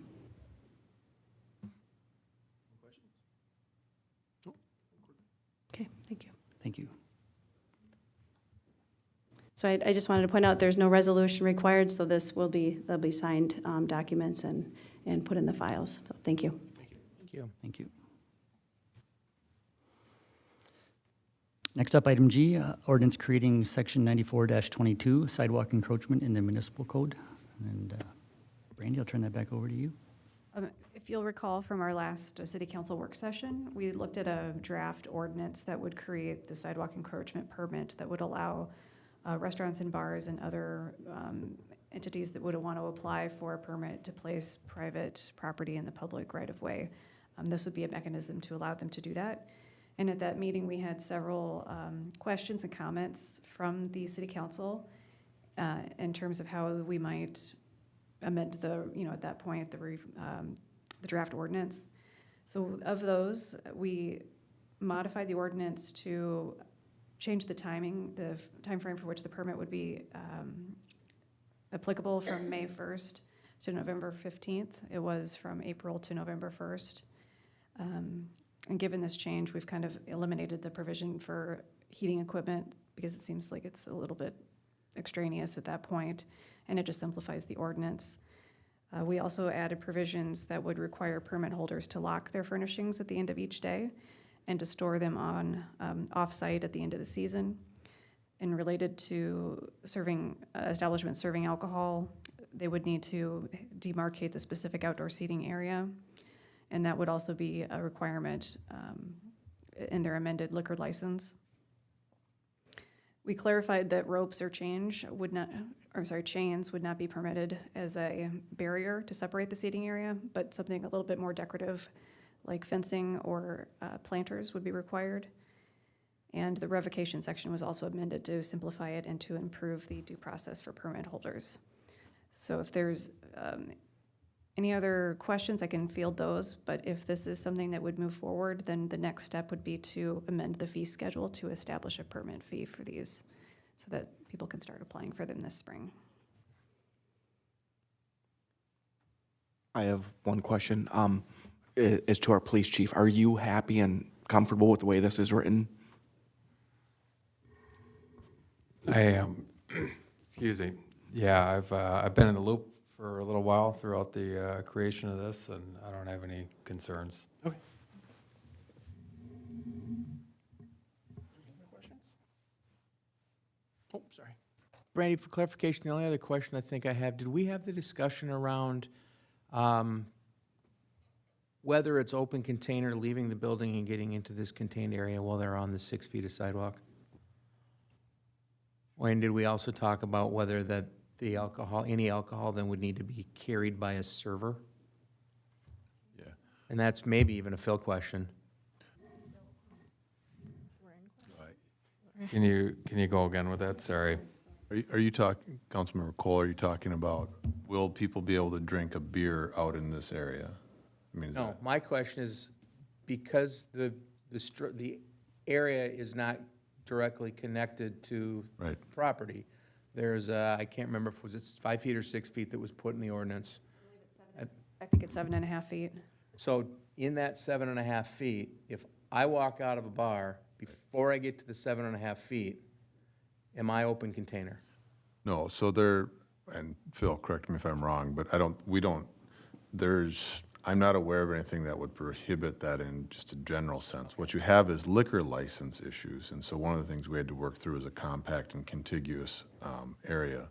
So when we issue these liquor licenses, what we're gonna have to do is be mindful of areas where alcohol is gonna be served, and we have to describe that area in the liquor license.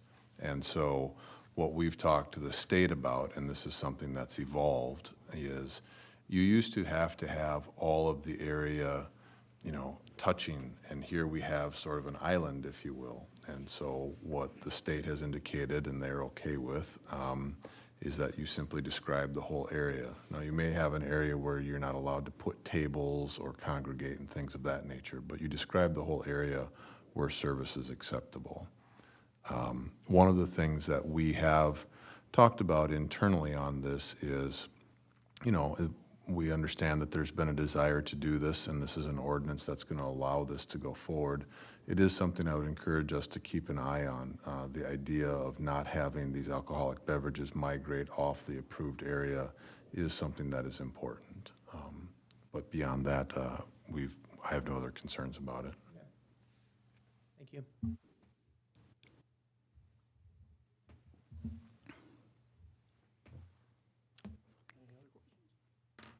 Just thank you, Brandy. I know that everyone's been really excited for this, and it's been a long time coming, so I appreciate your work on it. You're welcome, thank you. Hey, you worked on it before you work here.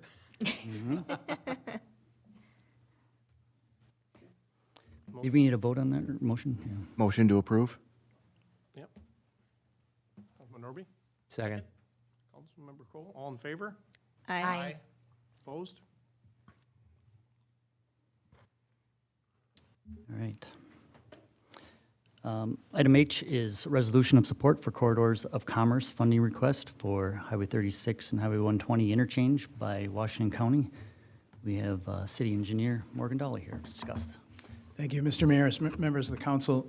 This item before you here tonight is a resolution of support for funding for the Corridors of Commerce funding program that is put up by MnDOT, specifically for a funding request made by Washington County for potential grade-separated interchange at the intersection of Highway 36 and Highway 120.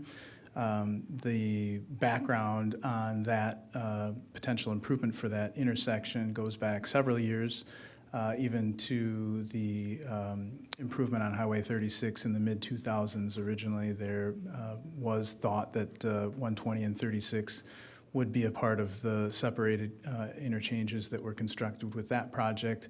That was delayed, and since that time, there haven't been any funds identified by MnDOT or other agencies to be able to complete that improvement. It has been identified as a safety need within the area with the completion of the Hadley Avenue interchange by Washington County just to the east on 36. It's the last at-grade signalized intersection on 36 inside the 694 loop. And has a high crash rate, and so it certainly has been on the radar for both the cities of North St. Paul and Oakdale, as well as being on the border of Ramsey County and Washington County. So previously in, I believe it was 2019, there was another Corridors of Commerce solicitation by MnDOT. At that time, Ramsey County supported funding for the interchange and put in a request.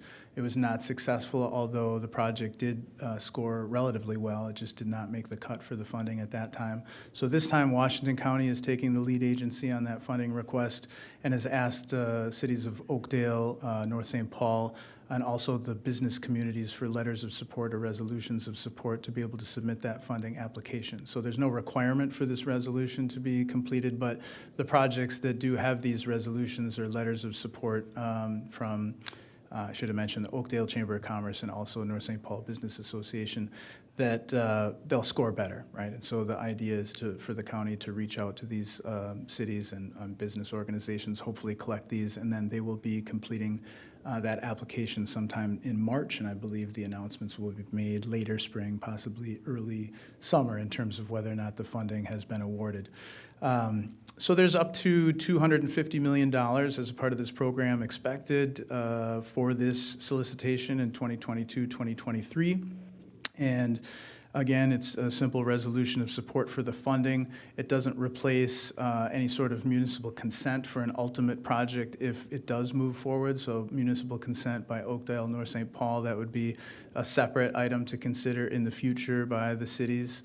This is simply just lending support for the idea of applying for these funds for Washington County to be able to complete their application this year with this round of funding. So with that, I'll stand for any questions the council might have before considering the resolution in your packet. I have one. One, I will certainly vote affirmative to moving forward with that. And I know the last time we went through this, we did have a decent score, but the score still wasn't high enough to get it approved. Is there anything more that the city can do to help elevate the score, for lack of a better term, to move this higher to the higher top of the decision tree? Councilmember Cole, Mr. Mayor, members of the council. So at this time, really what they're asking for is these resolutions of support. I think that the city manager will be, the business association meeting is coming up. Is that correct? Yeah, so there'll be some opportunity for the business association to be able to hear about that. And I think for that business community to understand, if there is a resolution of support already passed. I can't say that Oakdale already passed theirs, but I believe that it was on a previous council agenda. So, making sure that there's some sort of consensus or understanding amongst those areas, I think that's going to be the best thing that the city can do at this time to lend support. There have been some discussions about a corridor coalition, if you will, on Highway 120.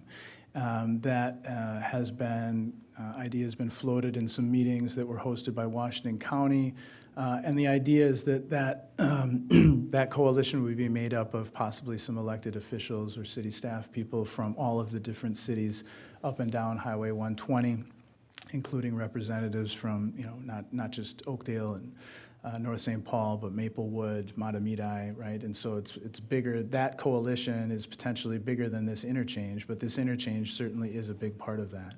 So, as those opportunities for participation, advocacy with state elected officials, those sorts of things, if the community wants to be able to find support for the funding that it will take to build this, I think that will be important moving forward, because it just so happens that Highway 120 and certainly the interchange is right on the border of 2 counties and 2 cities, and sometimes that can be a challenge to build that consensus among multiple, government agencies or parties, right? So I think we will look for more communication from our neighbors and from the county as to that coalition, and certainly council might have a discussion about who might sit at the table for that coalition moving forward.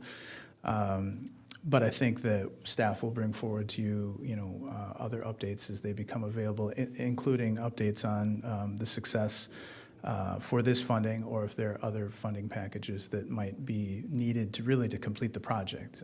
Knowing that an award is unknown, and even fully developed cost estimates have not been done yet by Washington County, there may be multiple sources of funding that are needed. So this might just be one. There might be others, and it might take several years to put something together to actually find the funding to build the improvement at the intersection. We know after many, many years of meetings with MnDOT that MnDOT has not been able to allocate, or they don't want to allocate funding to this project, as they kind of see this more of a local improvement. And Highway 120 ultimately is anticipated to be turned back from a state highway to a county highway at some point, because it functions more in that type of roadway as opposed to kind of a more of a trunk highway, even though that's the designation it holds right now. So it'll be something that will be evolving, and staff will continue to communicate opportunities and potential, other support. But I think ongoing participation and engagement and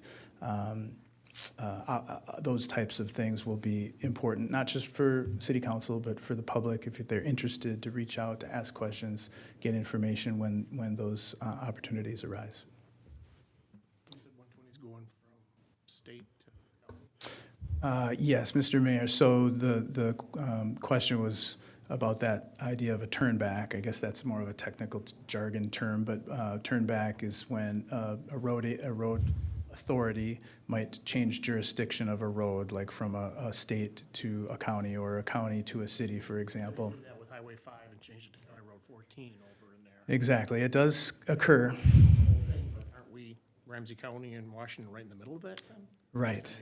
That creates a complication with 2 counties, and it could be just like North St. Paul jointly owns responsibility for Ariel Street, for example, where it's a 50-50 between North St. Paul and the city of Maplewood. It might be a 50-50 county road between Ramsey County and Washington County. That's to be determined.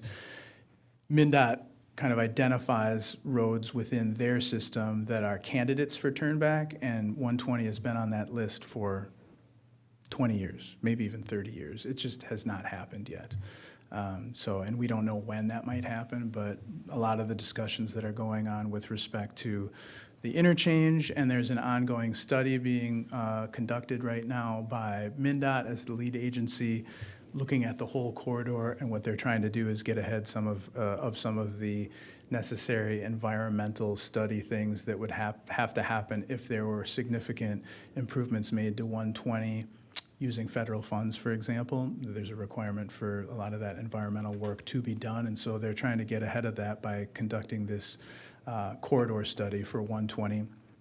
And that may also inform, once that's completed, more of a comfort level by either one or both of the counties in terms of, are we willing to take that on? If we are going to take it on, Does that come along with some funding from the state or another agency to be able to take it on, but in an improved fashion? And is that only in some locations or the whole corridor, right? So a lot of that will become more apparent, I think, in the next 12 to 18 months as that study is completed. If I could add, so it sounds like this process for the Century Avenue Coalition that they're putting together started years ago, but they were more focused on south of I-94. I guess they've accomplished what they were looking to get accomplished, and now they're moving north of 94, going all the way up to 694. So yes, they were looking for 2 members of the elected body to be on there. I had discussions with John on that. John was going to be on that, and he had suggested Tim to be on that as well.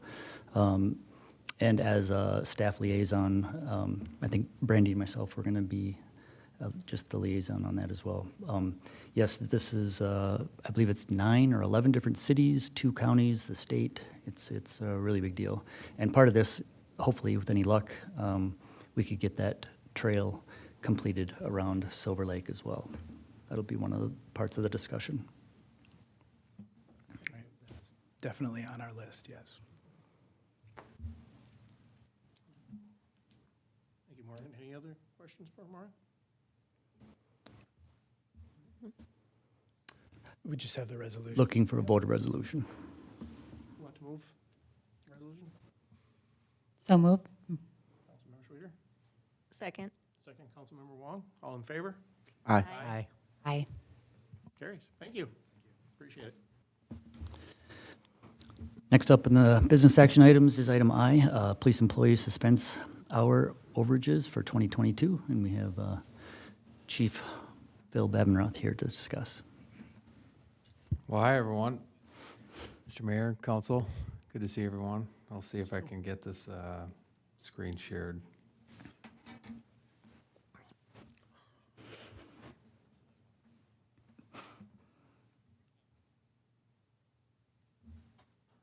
There we go.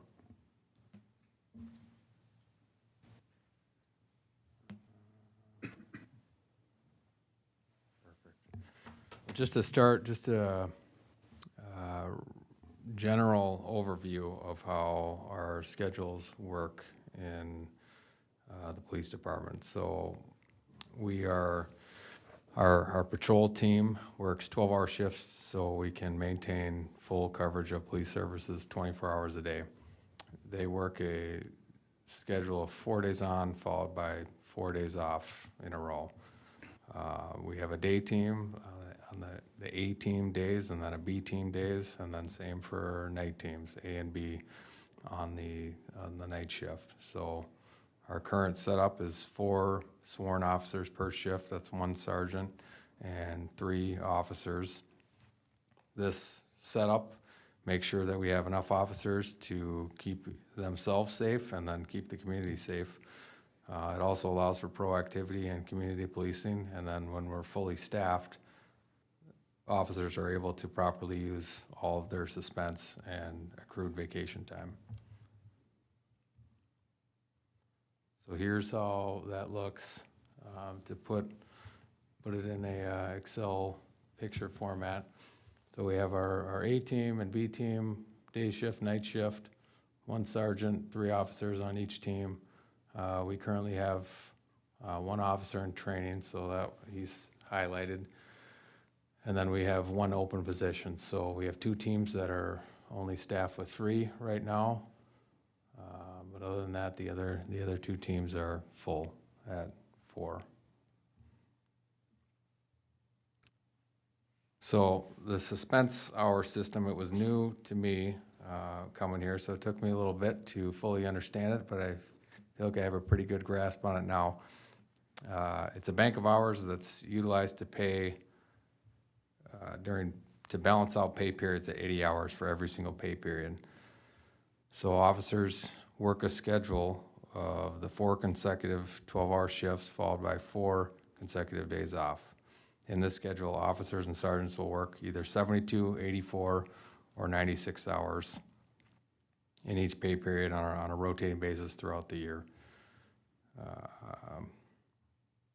During pay periods that officers work above the 80 hours, those extra hours are added to their suspense bank. In pay periods where they work below the 80 hours, the hours are supplemented from their accrued suspense bank in order to make them whole at 80.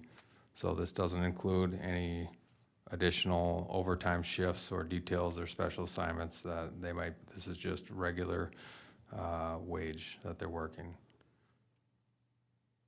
So under this schedule, officers work 2,184 hours in a year. That's 104 extra hours beyond the 2080 of Fair Labor Standards Act. So it's basically an extra 104 hours that they need to get off on vacation, which they can do when we're fully staffed. So in a typical year, suspense hours are going to be balanced out when we're able to give everyone on the team days off, or they start late, or they leave early. The staffing shortages and duty injuries that some of our officers sustained in 2022 did not allow all of our officers to use these excess suspense hours, and now we're in the situation that we're in. So if we were to say, you know, it would have been if we were to allow all of the suspense hours to be used, then we would have been below minimums, which then would have created the need to fill officers working on overtime. So it would have been a horse apiece when it comes to, you let them use their suspense, and then you have to ask for overtime coverage in order to allow that. So we're in a tough situation. When we have long-term injuries, which we have had, it's trying to balance out allowing people to take time off as they request, continuing, still making sure we're keeping our post license so we can be licensed peace officers in Minnesota and complete the mandatory training, allowing bid vacations, which we did. Nobody was canceled their bid vacation in 2022, which I was very glad that we were able to do that. And then I'm always concerned about just creating that unhappy overwork culture, which brings additional stress, burnout, and retention if people can't get time off. So the overages and suspense is not something I am glad to see, and I am absolutely going to be working to make sure that we don't have this situation again going forward. But it all comes back to staffing, which allows us to properly use these excess hours banks that we accrue. So here's the whole schedule. A lot of math going on and a lot of number crunching. Looked at when I was at Camp Ripley all week last week for a training. I was deep into the 2022 schedule and went through every single pay period and tallied up the total amount of hours that each team worked within those pay periods. And that's how I fully understand the system now. So when one team works a pay period and only has 72 hours, the other team is working that same pay period with 96 hours. So it constantly is, when one's low, the other one works more. Just how their 4 days on, 4 days off fits within that 14-day pay period. And then they both work the 84 at the same time, and then it's back to when one's low, the other's high. So on the far right is the 2080, so that's your standard Monday through Friday, 8 hours a day, and then the total hours worked under this schedule shows at the bottom for Team A and Team B is 2184 through each pay period in 2022. So we're now here with a couple officers having excess hours beyond that 2080 because they weren't able to utilize all of those hours, unfortunately. The total amount of hours in excess of 2080 for all officers and sergeants, 264.75 hours. Total salary cost of this equates to $16,910.06. When you throw para and Medicare in there, it's $20,148.33. As I mentioned, going forward, once we can hopefully get this final officer hired, we won't be in this situation again, and all of our officers and sergeants are able to properly use all of their accrued hours, including suspense. Any questions for me on the suspense or the police schedule? Happy to answer. Good.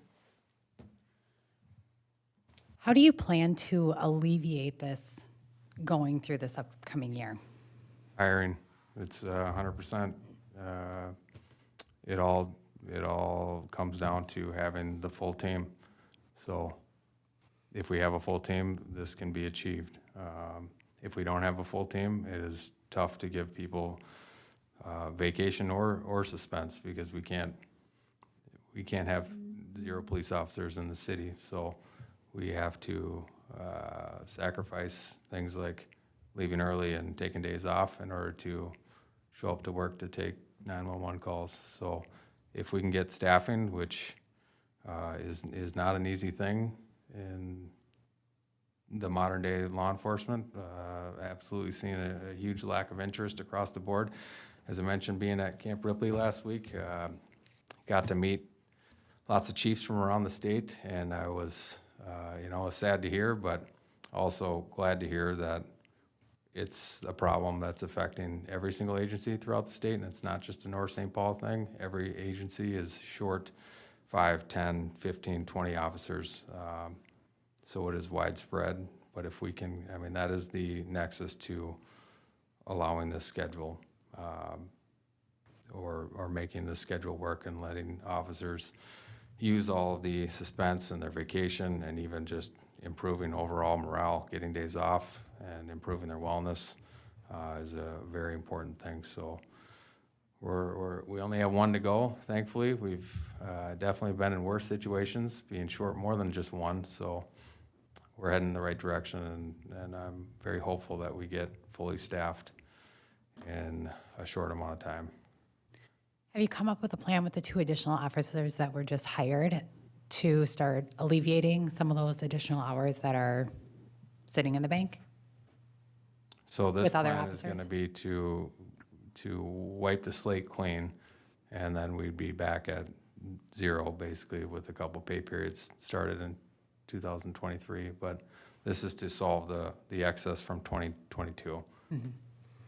So back on, once we get these 2 spots filled, then every single team will be able to adequately use all of their excess suspense hours and vacations. So there's only soon to be 1 team that's only staffed at 3. The rest of the teams will be great.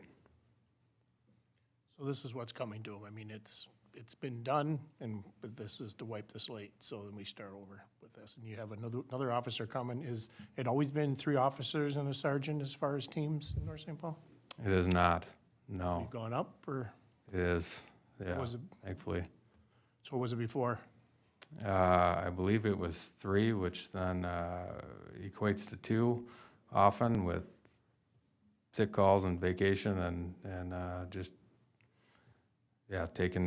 utilizing time off. So, now we're at a much safer number for the police officers and the community, because if you get 2 calls that are bigger calls at the same time, crimes of violence happening at the same time, which they often do, then you're running the risk of only sending 1 officer to somebody that has a gun, or it's a tough decision, and it's a bad place to be in. So this is your comfortable level. You're comfortable with what is on this board right now? as far as patrol, yeah, it would be fantastic, and I'll get to that in my later update.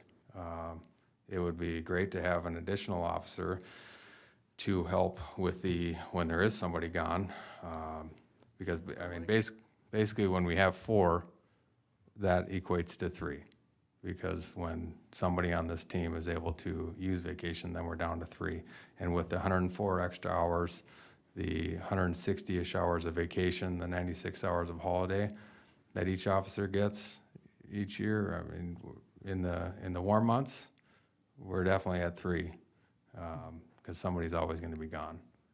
So, yeah, having somebody as a vacation relief would be great. Have we gone from 2 to 3 since you've been chief, or is that before that? Officers on the street. Yeah, we've increased the officer number. Council has greatly appreciated the support, what we added an additional sergeant and an additional officer in 2000. Yes. Yeah. So we've been trying to keep up then as far as where we're at, our, being able to have security and. Absolutely. We're heading in the right direction. Of course, a city this size, it's always tough with budgets and things like that, so it's good to see that, things are moving as far as forward with things, but, it's always a tough situation, because, like you say, criminals don't call in sick because the officer's not there. Right. So, but I just wanted to get the feel of where we're at, if we've been going in the right direction, as far as our size budget, where we've been and how we've been doing as far as that. Because, a city this size, it's always tough to be able to, like I've been talking to Brian and others, we're too small to be little, too little to be big.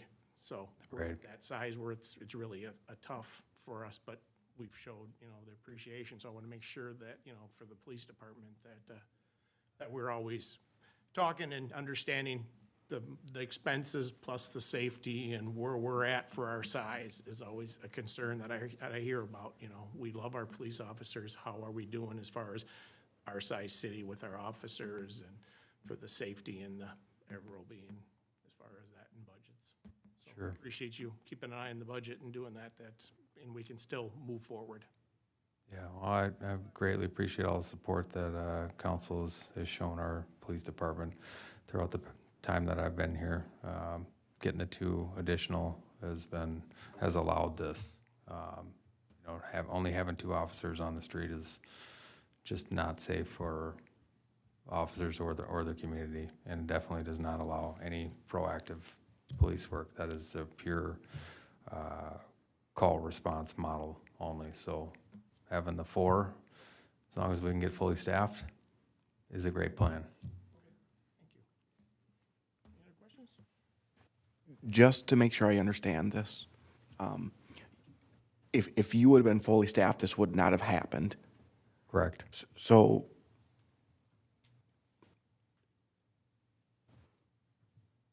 I'm going to pull a number out of thin air. Let's say an officer starts at 80,000. It would have been an $80,000 hit to the 2022 budget for this not to happen, with only the city approving this 20,000. Although you're asking for money, technically, you were already approved that money, so it's actually a $60,000 savings to the 22 budget that you were already approved for? So these are hours actually worked already. I'm not, can you repeat the question? I'm not quite sure. If I may, so yes, so some of these times where if he's not fully staffed, then clearly we're not paying for that police officer. So he might be showing extra overtime for the year, trying to fill that position, but also at the end of the year, he may actually be under budget because we didn't have an officer there that would have, right, for 80,000, the example you gave, wasn't being paid out. So does that answer your? Yep. Call? Thank you. You're staring at me. Lisa, you have anything? Go ahead. Then if I'll jump in. Being one of the 2 longer-term people up here, we've supported everything you've asked for, Phil. We continue to support it. Thank you for what you do. Appreciate it. The hiring and recognition ceremony last week was fantastic. Thank you. I look forward to continuing to see those. Council has supported you with an additional $600,000 in budget spending since you've been on board. We increased the overtime budget from $60,000 to $100,000. If I'm not mistaken, I believe overtime for last year rolled in at probably rolled in at 140,000. Adding this 20,000 on top of it puts, if you add them together, the overtime overspending over what was done rolls up to about $180,000. My ask, because I know you've got a lot more coming and we want to continue to support, my ask is that we figure out a way in 2023 to bring those numbers back down to within budget. Sure, yeah, that's completely understandable. And the additional number, I think, is an important one to bring up is we're still within the employee costs of so overtime was high, but then employee costs were low because of the staffing issue. So we still came within budget, if I'm not mistaken, on employee costs. But yeah, I absolutely agree. We're hoping to get it all under control when it comes to budget, and that all depends on staffing. So if we can find the magic to get good folks on board and get staffing, then that's the key. But I'll be sure working hard. We got a nice recruitment video coming out soon, so we're hoping that helps give us a boost. Are there any other alternative staffing structures that you can explore that would, alleviate some of that overtime? There are absolutely different models. So just to be clear, this model doesn't create any overtime in the schedule, just at its core. And in this system, nobody's getting overtime just from working their shift. So another option, so I came from Ramsey County Sheriff's Office. They have a different option. They work 10-hour shifts, 4 days on, 4 days off. They actually end up owing county in the sheriff's office sake about 120 hours a year under that model because they work less than 2,080 hours. That presents some difficulty because then it's you're calling deputies and their sake back in on their days off saying, you owe us time, you have to come to work. And then if you get to the end of the year and people haven't worked all of their version of a suspense time, then you end up having to take their vacation bank or another bank of hours. So it's really, it's not a fantastic alternative either. It's just the opposite of this. So they don't work as much hours, but then they have to pay back hours. So then you're begging them to come to work on their days off, and nobody really enjoys doing that. And nobody enjoys getting their vacation hours taken away from them. So, and not to mention that schedule only works, so we wouldn't be able to work 10-hour days because we don't have enough officers to, there'd basically be 4 hours of the day where we don't have cops on the street. So we need the 12-hour shifts in order to maintain full coverage. And not to mention our officers really do like this schedule. They like the 4 days off. It's a mini vacation every single time that they're not working. So I really want to stick with it. And that's why I'm absolutely going to spend as much time as it takes to get fully staffed. And the recruitment strategies, it's tough. I mean, we're up against, read an article the other day, $30,000 signing bonus for police officers. It wasn't in Minnesota, thankfully. But that's the kind of things that are being thrown out there just to get officers on board. It's just a tough time in law enforcement. Quick question on your schedule you have up there.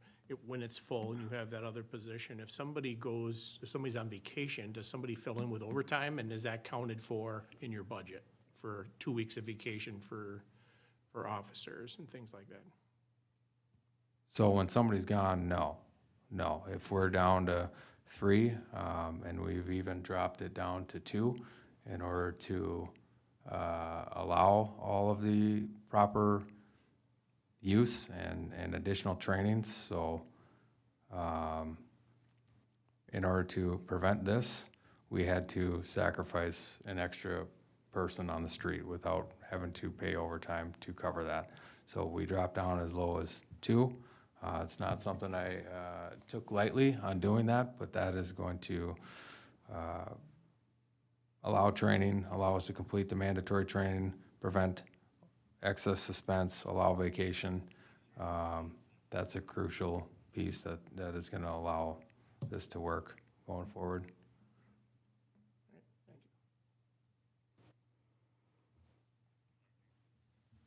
Any more questions?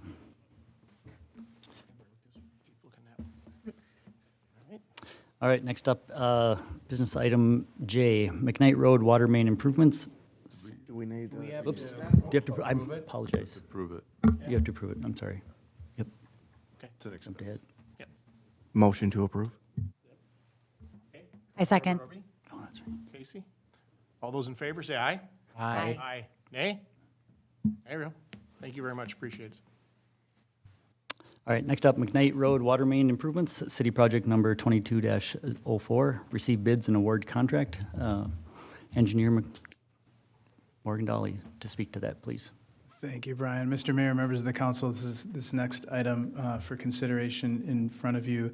Actually, I'll take the next 2 items all together. There's 2 separate actions as 2 separate agenda items, but they're both related. Council can certainly act on those following presentation and questions. And really what we have before you is receiving bids and contemplation of awarding a construction contract for an infrastructure improvement project that includes improvements to the City of North St. Paul water main within McKnight Road, which is a county road. A little bit of background, I have a map up here on the screen for the benefit of the council, anybody in the audience and folks watching at home. But just to give a project location, general understanding, on McKnight Road, which again is a Ramsey County road, within and under that road, within county right-of-way, the City of North St. Paul does maintain water main, drinking water distribution system. And also even outside of the City of North St. Paul, you can see north of Beam Avenue. I don't know if you can see my pointer or not, right? Right about there. That is kind of the North St. Paul border. So north of that is actually the City of Maplewood, but North St. Paul does serve Maplewood residents with drinking water in that area. In about 2019, 2020, by way of background, Ramsey County contacted North St. Paul staff, letting them know that they had plans in the next 5 to 10 years to do some roadway improvements on McKnight Road, to do an overlay project. The date was not really set in stone, but they had said that it's coming up and you might want to take a look at your utilities under the road, see if they need any attention. At that time, Public Works did a little bit of investigation, and actually on the map here, now this is not a complete illustration, but some of those red stars are some of our record keeping in terms of where we have water main breaks. And mostly in the southern area of where Ramsey County was intending to overlay, there were a few water main breaks. But the overlay that the county wants to do is from 11th Avenue, which is highlighted in this red line here on the south end, all the way up to County Road D, which is up by 694 in Maplewood. So that's what they want to overlay. And that was kind of the extent of where Public Works took a look at potentially doing some improvements. This was included in the capital improvement plan as a city project 2204, and previously the council did authorize going out for bids last fall. Now, knowing that it's a really large area, there were concerns in terms of the costs. What our approach was to give as many different options available in terms of awarding a project for the city council to consider. So in some of the material that you'll see in your packet, there's discussion of base bid and alternate A and alternate B. But basically, what we have done is set up in 3 different sections, breaking it into pieces so that not everything needs to be awarded if the council doesn't want to, or if there's different options. Option in terms of rather than digging up or what we call pipe bursting, some of these water main, there's an option to actually line through them with more trenchless technologies that last year during some of the volatility in the construction market, there was some information to show that maybe lining water main would be competitive. So we put that out there for bid as well. Unfortunately, the water main lining did come in slightly more expensive, so that's why the second item that you'll act on is actually accepting those bids but rejecting all of them, and that's recommended by staff. Now back to the initial offering, which is pipe bursting, and it also is trenchless. It's not going to be digging up all of McKnight Road at once. We're trying to excavate as little as possible. But it is replacing the existing water main with new water main and replacing the existing services that might be to homes or businesses on either side with new services. So there is some excavation involved.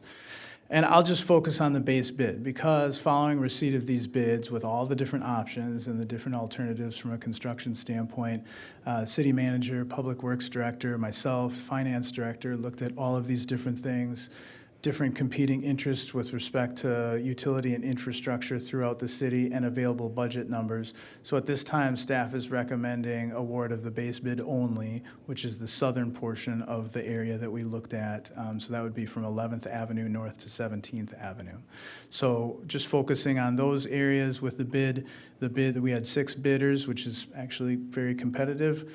Those bids ranged from just over $1 million to $1.385 million. The engineer's estimate was 1.26, I believe, so just slightly higher than the 5th bidder, but still in the middle of the pack, which is where we want to be, I guess, from an estimating standpoint.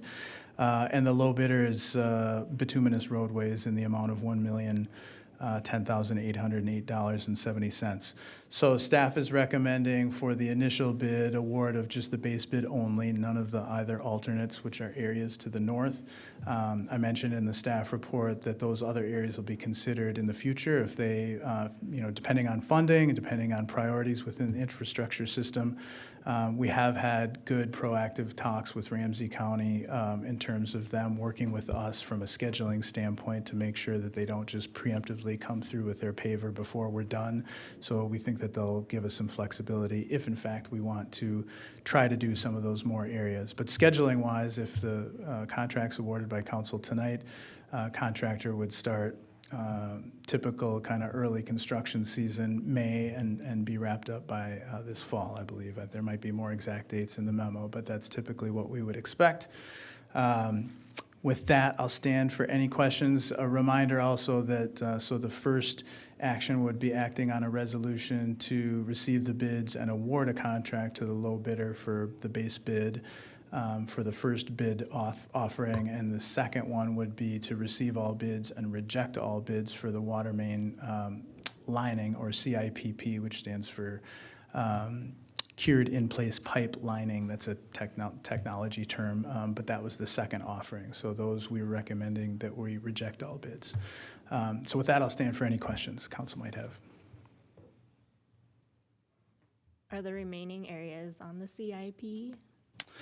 Councilmember Wong, Mr. Mayor, members of the council, so they are on the map and they're in kind of slotted order. Area A, or the base bid, was identified for this year. Alternate 1, which is the second area to the north, 17th Avenue to Beam Avenue, that was slotted for 2024. And and the third area, which is alternate 2, was Beam Avenue to County Road D. That was slotted in the CIP for 2025. And I should mention, now that we actually have these bids, it's a very good indication of how contractors will bid it in the future. We can't predict, inflation or how prices might change between now and 2024, for example, but it's very detailed and a good indication of what to expect within reason for future, offerings if the city does put that out. But again, that will be a determination made with Public Works and weighing kind of all the different alternatives and available funding as well, too. Thank you. For that area, if memory serves, they did a bunch of storm sewer stuff, so we don't have to worry about that at all, right? Because that used to be quite a flooding area down there. Mr. Mayor, yes. So there were some storm sewer improvements made about McKnight Road and Shawnee Avenue, if I'm remembering correctly, that improved some of the flooding through that area. And the county's project, from an overlay standpoint, is not anticipated to do anything significant from a drainage standpoint. They look at it mostly just as a pavement preservation effort where they'll grind off the top layer of asphalt, pave it. They do make ADA upgrades at ped ramps at different intersections, and they might do some striping and things like that to improve the road, but they do limit it to just pavement and not utilities. So again, in terms of what we're seeing on our radar for potential needs, the water main kind of rose to the top. Public Works did look at sanitary sewer. Nothing significant or that was rising to the top, as obvious as some of those water main breaks, especially in the southern portion. Now, all of that water main is relatively old. The northern piece seems to be performing better, and so we may be able to get more years out of that. An overlay might be expected to have a 15-year lifespan, right? And we can't predict exactly when the county is going to come and do, multiple improvements on the road over time, but the hope is that, if we do have a problem, that we're trying to take care of it proactively, such that, a water main break repair might not need to be made right after they're done paving, for example. Questions, anybody? Okay, now you're gonna have to say that again. For the actions? Sure. So the first action is consideration of a resolution in your packet to accept the bids and award a construction contract for the base bid amount of $1,010,808.70 for the McKnight Water Main Improvements City Project 22-04 to Bituminous Roadways Incorporated. Okay, that's the first. Anybody motion on that? So moved. So move. Councilmember Wong? Second. Second. Councilmember Normie? All in favor, say aye. Aye. Aye. Carry. And the second action, Mr. Mayor, would be that the council accept all bids received and reject all bids by resolution for the McKnight Water Main CIPP Lining Improvement City Project number 22-04. I'll make a motion. Councilmember Wong? Second. Second. Councilmember Cole? All those in favor, say aye. Aye. Opposed? Thank you. Hire him. That's a good job. He does a good job. And that's why he's going to stay here and do another good job. Next up is the Silver Lake Aerator Operations and Maintenance Cooperative Agreement, authorized signatures. I'll turn that back over to you, Morgan. Thank you, Brian. Mr. Mayor, members of the council, this next item before you is consideration for authorization of signatures, execution of a joint cooperative agreement, a copy of which is in your packet, that contemplates the transition of ownership and maintenance responsibilities for an aerator in Silver Lake. It's on the north side of the lake off of Joy Park, technically in the city of Maplewood. And what I can say is that this has been a very long conversation between the city of North St. Paul, the city of Maplewood, and Valley Branch Watershed District, and Ramsey County. There is a lot of detail in your packet with respect to some of the history there with the past conversations. Basically, the very short version is that Ramsey County had indicated in early 2021, I believe, that they were not going to maintain that aerator anymore. They weren't going to put it in, take it out. They'd been doing it for several years. I think their feeling at that time that it was the only aerator they had in their system. It wasn't anything that Public Works was technically set up to do, and they were advocating or lobbying for an agency or a group of agencies, the two cities in the watershed district, to consider a transition of ownership on that aerator. Now, what is that aerator and what does it do? The background on that is that basically it's a bubbler like in your fish tank, right? It bubbles oxygen up primarily in the wintertime. It goes in the wintertime. They pull it out in the springtime, I believe, when the snow melts or when the ice melts. And it's there to prevent the ice from completely closing off or icing all the way down to the bottom of the lake, which can cause, or apparently, according to the annals of history that I've been able to find in the past, without an aerator, it has caused kind of a significant fish kill situation, which from an environmental standpoint is not good. If you lose all of your fish population in a lake, that can affect the aquatic plants, and that can affect the ecology, and then that can affect the water quality over time. So at some point, and the DNR permits this sort of thing and allows within a DNR water body such as Silver Lake for aerators to be installed. They issue permits to different agencies. In fact, the city of North St. Paul maintains a similar aerator in Casey Lake for similar purposes, which I think was probably initiated by conversations between the city of North St. Paul and the DNR years ago. In this instance, Ramsey County had initially started owning it and maintaining it, installing it in the first place. Originally, Joy Park was a Ramsey County park, and I think that is how Ramsey County got wound up with it in the first place, that it was their park originally. Eventually, Joy Park was turned back or transitioned to City of Maplewood, so now it's a Maplewood Park. And you know, I guess, again, why does this aerator exist? It does provide some environmental or ecological benefit to the lake. DNR certainly supports it. But somebody needs to own it and maintain it, and Ramsey County had said at that time that we're not going to do it. Somebody else has to take it over. So with this joint conversation with multiple cities and the watershed district as a water regulatory agency that is in and around Silver Lake for that portion of North St. Paul, there were several meetings, several conversations. Ramsey County had put forth some ideas about how it could work. Certainly it would need to be by a cooperative agreement that would be formally entered into by the different agencies. And that's really what the council is considering here tonight is authorization of signatures on that agreement.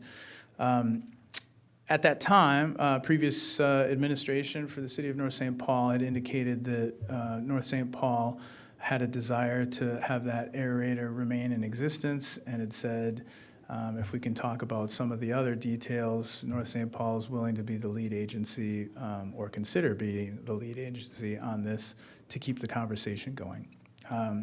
At that point, there was a conversation with the city council in, I put that in the packet,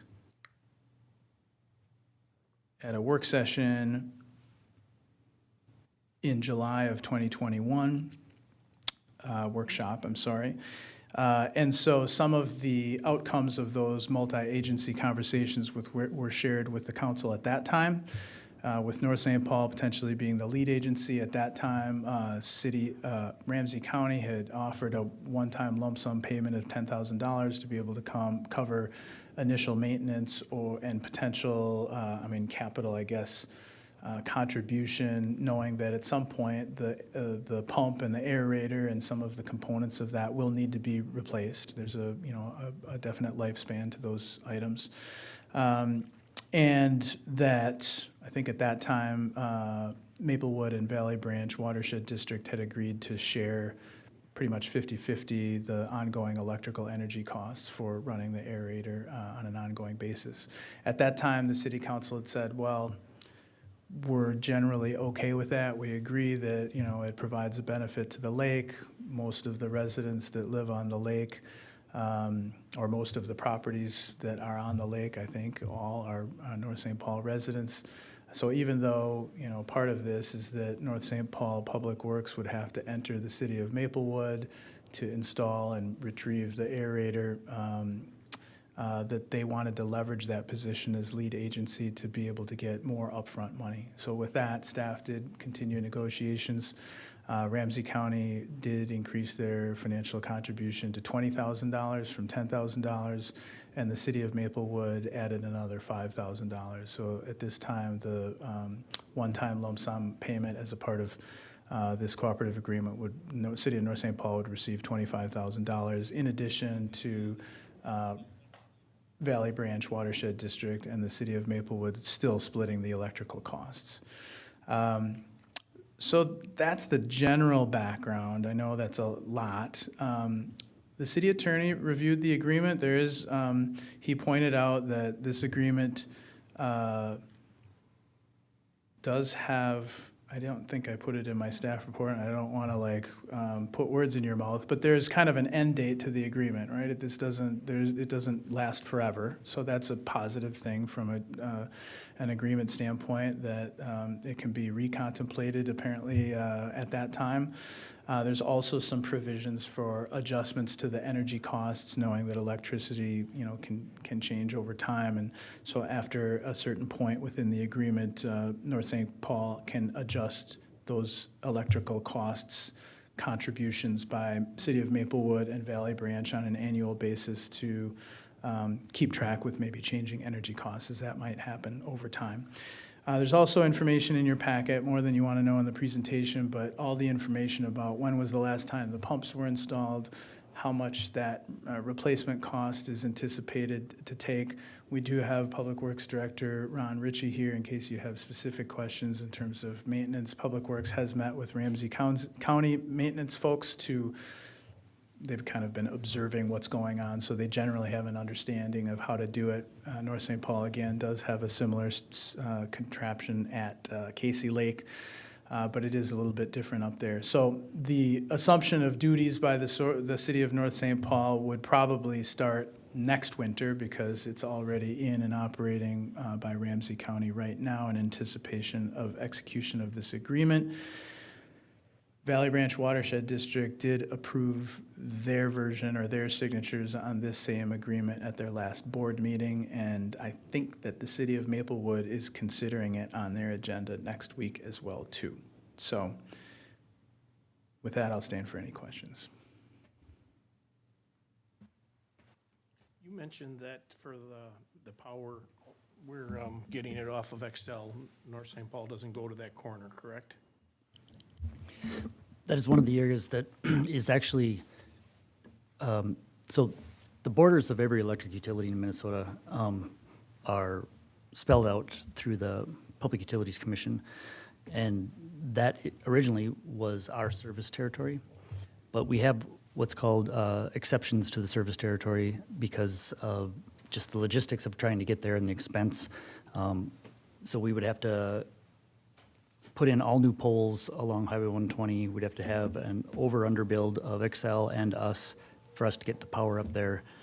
So by exception, they are serving that, just because it didn't make any sense for us to do that. Is that specifically in that place? Is there some kind of is that the spot? Or is that just a spot that was chosen 30, 40 years ago?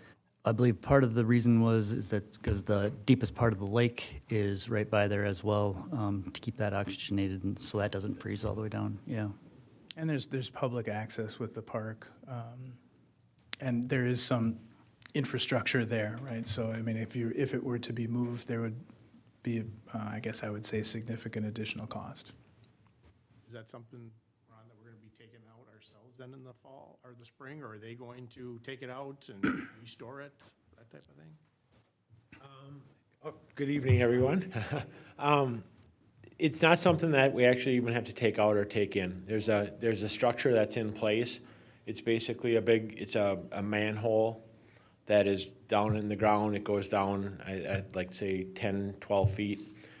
There's a pump that's in there that takes water into that manhole. It goes actually around the pier. There's a pipe that goes around the pier, and then the water gets put back into the lake there. So it's just taking water out of the lake and putting it back in to keep that circulation going and keeping the ice going. So there won't be dealing with the pumps or anything like that unless they're bad or have to be serviced or something like that.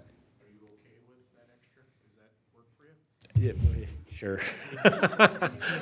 Just want to make sure. Like, No, well, Everything falls to Public Works. I could get on my swimsuit and dive down if you like, but No, I mean, it's something that I guess benefits the residents of the lake. You know, it's mostly all North St. Paul residents on the lake. And, you know, I wasn't involved with any negotiations on this when they first started talking about this, so just kind of been going with the flow and seeing what happens Doesn't here. seem like a lot of extra work. That's It's not. We met with Ramsey County last year to see basically we have to put thin ice signs. It's got to be monitored daily to make sure the signs are up. We have to keep records of that. There's some permitting that we have to do with the DNR each year, to fill that out before we can turn that on. Stuff we have to put out notifications a couple weeks ahead before we turn that on. So, I mean, it's in that little extra work, but. We do a lot and we appreciate it, so I just want to you can say. Well, my guys will be like, you should have told them no. The mayor's here. Why didn't Yeah, you just tell him? So you do have enough staff capacity to take this on? We can We're- handle it. As long as you don't get beat up when you get back. Yeah, I'll get beat up. All right, thanks for the info. Thank you.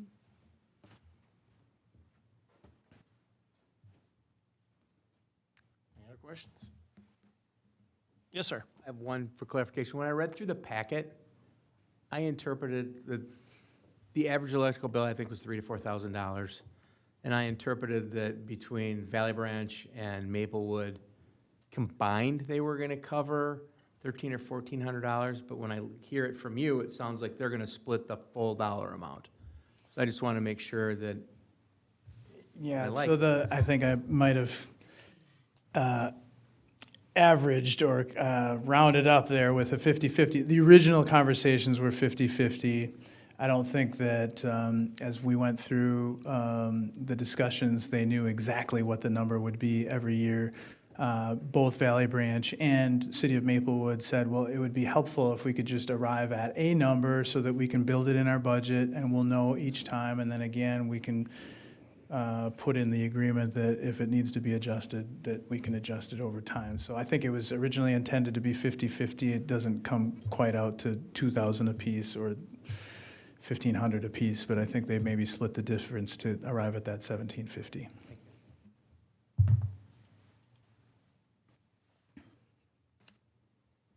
You looking for a motion? I believe. Yeah, so the recommended motion would be to authorize by signature of the mayor and city manager of North St. Paul execution of the attached cooperative maintenance agreement for the Silver Lake aerator between the cities of North St. Paul, Maplewood, and Valley Branch Watershed District and Ramsey County. Somebody move? So moved, Your Honor. So move, Councilmember Wong. second. Second, Councilmember Cole. All those in favor say aye. Aye. Aye. Nay? Thank you. Appreciate it. Welcome to the aerator business. Yeah. Yeah, no doubt. You can figure out where all the good fish are. All right, next up is the reports of the city manager and departments. Item A is the Community Development Department Annual Report 2022. Actually, at the last council meeting, we did have Brandy give an update on the department itself. So this is just the annual report, but there's probably nothing really to go over unless you have specific questions for her. Yeah, just something that you can expect from us in January of 2024, all the accomplishments that we've done in 2023, hopefully.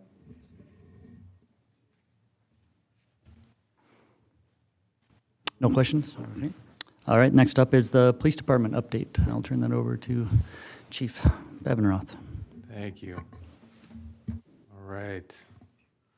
Another PowerPoint prepared for everyone. I just want to start off by recapping our award ceremony. Thank you to everyone who was able to attend. I thought it was a really greatly needed thing to do to honor all the great work that's going on by our police officer team. Just to highlight and swear in 2 fantastic new officers as well. So fun event. I was happy to put it on. Yeah, we kicked off the night with swearing in for Leah Gulbranson and Rafael Rangel Sanchez, 2 great new parts of this team. Leah's actually been here for a couple months, but we waited a little bit to get her a partner in crime to get sworn in with, so we at least had 2. But they're already a tremendous value to our team. Then we started the award portion with Sergeant DeCory, Officer Tyson, Officer Allen, Officer Betts. Way back when, a long overdue award for that team stopping a school shooting from taking place. They were informed of a student with a handgun, loaded handgun. They were able to get the kid from class, and then the fight was on, and they had to fight the student to remove the handgun from them. Then they found out that the student had threatened and intended to shoot another student that same day, so they essentially stopped a school shooting and likely saved the life of another kid who was the intended target. So a very high honor Medal of Valor awarded to those four for doing that. The next, we had merit awards for each team of officers, the whole team that responded to our tragic homicides in the city. First one on August 25th. That whole team got absolutely deserved a merit award for it. We ended up arresting the suspect within 12 hours of the crime, which is rare and very difficult to do. But thanks to that team, we got the suspect. So next one was for our another unfortunate, very tragic homicide. The team that responded to that one on November 1st with 3 very critically injured folks involved in that one. Thankfully, one of them did survive and was recently released from the hospital. Then we go on to the life-saving awards. So Cody Hadler saved a student from jumping off the pedestrian bridge over Highway 36. Just immediately ran and grabbed the kid as he was trying to climb over the fence. So absolutely deserving of a life-saving award. Then Officer Puniwala saved a person who had tried to hang themselves, cut down the rope as they were hanging, and near lifeless, and thankfully this person came back too. Then Officer Widman and Sergeant Fredericks saved a person from a 3rd-story window of a burning building at Cedarview, grabbed a ladder and got the person down. There was no way the person was going to be able to go out of the building any other way. So that was pretty awesome that they did that. Then Officer Wakamoto, Sergeant Fredericks, and Officer Widman stopped the bleeding. They responded to a person who had slit their neck with a box cutter from side to side, and they controlled the bleeding and got them to the hospital, and they saved their life. Person's still alive. And then gave a life-saving award to Maplewood Police Officer Kanda, who had worked on the one stabbing victim who did survive from our homicide incident. So she did a fantastic job saving that person's life. And we gave 3 leadership awards. One for Sergeant Ray Rosales for stepping in to become the acting chief of police in 2021. Ray did a fantastic job, and he's a great sergeant, so I was happy to give him that award. And then Sergeant Badowich and Officer Mao, they have just been absolutely working above and beyond when it comes to the evidence reorganization that has been going on. They donated, most recently, a ton of bikes to the Salvation Army, which is pretty cool to see, and a huge win for us in our limited storage. Getting all of these bikes out of our area was a big win as well. And then, destroyed up to over 500 items, lots of firearms, lots of controlled substances. So they really have our evidence practices and evidence room in a much better place than it has ever been. Then gave out 3 community police awards to Officer Wakamoto, Officer Widman, and CSO Bombchill. Miles for bringing back McGruff, the crime dog, and making some pretty funny videos. Crystal for setting up a lot of our coffee with the cops, and then Jonah for making every single community event that we either attended or put on in 2022. So very happy to give them all awards for the extraordinary things that they did last year. So switching gears a little bit, here's a rundown on calls for service and stats. Some of them don't have all of the fields of the past 5 years, but most of them do. Overall calls for service are up about 700 from 2021. I'll get into a couple highlights on the next couple slides. Sorry, it's pretty small print. Arrests are up, search warrants are high. Medicals are pretty stable. Our assists are up, assisting other agencies, which is great to see. It's just a sign of the collaboration that's going on amongst agencies. Investigations are absolutely up. And our person in crisis calls are also up. Here's a couple just highlights that you can read in a little larger print. So 356 arrests, nearly double from last year and the most in 2019. That is absolute sign of all the, just what's going on. There's crime occurring and there's proactive police officers on our team making arrests and catching criminals and preventing crime. 261 assist other agencies, highest in the last 5 years. Happy to see that. Work very well with all of our partner agencies in Ramsey County, and that is a definite sign of that. 145 investigations, highest in 5 years, likely the highest ever. 116% increase from 2020, 54% increase from 2021. 34 community organized events.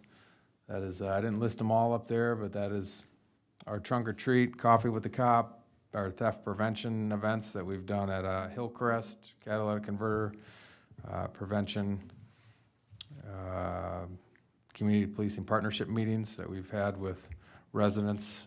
They bring up a concern and then we sit down with residents and talk about the problem and try to develop a solution with them using their input. Those have been great. National Night Out was a big success this year. Went to St. Pete's for their Fall Festival, North Haven for their Summer Fest, put on Fishing with the Cop. We had a great time at Touch Truck Night, and most recently at the Fire and Ice event that the city put on. That was a lot of fun. 80 DWI arrests, nearly double since 2021. One of our officers actually just got 3 DWI arrests in one night. So we are preventing drunk driving and traffic deaths and accidents by drunk drivers. So really, really good to see that number. 370% increase from 2020 where we only had 17. So the cops are working and they're proactively trying to prevent crime. Unfortunately, we had 54 victims of motor vehicle theft in 2022. That's a lot of cars stolen. 30% increase in our person in crisis calls from 2021. And one of the biggest highlights of this entire update is we had 60 incidents that involved a response to resistance. That's a use of force. And we had absolutely 0 use of force complaints in 2022. I think that is a huge testament to show the training and the just the level of how great this team of officers absolutely is, because they know how to handle situations and they don't abuse any use of force. They do what needs to be done, what's reasonable and necessary, and that's it. So pretty happy to see that. Had the most domestic assault calls in 5 years at 175, 43.44 increase from 2018. Conducted 28 search warrants. That's on property, that's houses, people, vehicles, getting his cell phones, getting DNA swabs. 17 controlled substance DWIs, DWI warrants. 114 school resource officer incidents and investigations. That is a huge number from years past. There has been a lot of stuff going on. So I'll get to an idea of helping out with that number. But then to round it off, the 2 tragic homicides that we diligently investigated last year. So major concerns as far as our area and safety. We've had 2 police officers shot in suburban Ramsey County agencies within less than a year. This isn't Minneapolis, St. Paul, this is Roseville and White Bear Lake. So the safety issues to all cops are not contained to 2 cities in Minnesota anymore. They are hitting our neighbors, and they're out there. So that's a major concern, and thankfully both of those 2 officers they're doing okay. Just the amount and type of investigations, more violent, they're more demanding and more complex with the types of crime that we're seeing. A major thing for me is I'm always concerned about officer mental health and wellness. From the President's Task Force report on 21st century policing, I think it was completed back in 2015, but there's still some very relevant things in that report. That report, just quoting from it, law enforcement officers are subject to more stress than the general population owing to the nature of their jobs. In addition to working with difficult, hostile individuals, responding to tragic events, sometimes coming under fire themselves, they suffer from the effects of everyday stressors. And then you cap that off with a stat from what Minneapolis PD is experiencing, an estimated $35 million spent on PTSD workers' comp claims due to more than 200 police officers leaving the department since May of 2020. So mental health and wellness is going to be a constant concern of mine, and I'm always going to be trying to do anything that I can to minimize the stress that naturally comes with this job. On the other side, we are seeing the mental health issues also in society as a whole. The persons in crisis calls, it's often, I mean, these are dangerous calls. It used to be domestics are still absolutely a very dangerous call, but persons in crisis, it's just the unpredictable. There's often chemical dependency involved. They're often suicidal. There's often a weapon, and it's just a dangerous call, and we're seeing more and more of it. The tough part for police officers in responding to these incidents is just we can respond to them and try to solve the situation in the immediate, which happens almost every day, and our officers do a great job. They know how to talk to people in crisis, and they do a fantastic job. But it's our inability to provide the ongoing support. So we solved the problem today, but the problem didn't go away. It's probably going to happen for the next team or the next shift. You know, we share information, and we try to give any next interaction the best opportunity for the best outcome based on past information that we learned from dealing with them. But ultimately, it's, well, if the medication wasn't taken on this next time, then the outcome might be even worse. So it's just a tough situation that we're seeing more and more of folks in crisis. Ramsey County is, and we actually took part in the developing of this. Sergeant DeCory was on a group that helped shape, it's called the Appropriate Response Model. They're still working on it, but this is going to be hopefully a soon new resource to all agencies within Ramsey County. We met as a Ramsey County Chiefs group last month, and they offered up their ability to come give a presentation to any council in the city. So I'm going to ask them if they'd be willing to come talk to all of you about what this program is. But we're hoping to get additional help wherever we can get it when it comes to folks in crisis and responding to them and getting them that ongoing care that we're in a tough position to give them everything that they need. Motor vehicle thefts are obviously a concern that's just rampant all over the metro, and with our 54, it has not missed us. we're working with other agencies around the county to try to catch them, but it is well, let's try to prevent them from ever occurring is what we want to focus on. So working with the Minnesota Department of Commerce and Fraud Bureau to get some additional resources and tools that we can try to prevent these crimes from happening. Violent crime, just a stat from the BCA Uniform Crime Report, 7-county metro area, violent crimes increasing. Aggravated assault, robbery, rape, and murder all jumped from 2020 to 2021.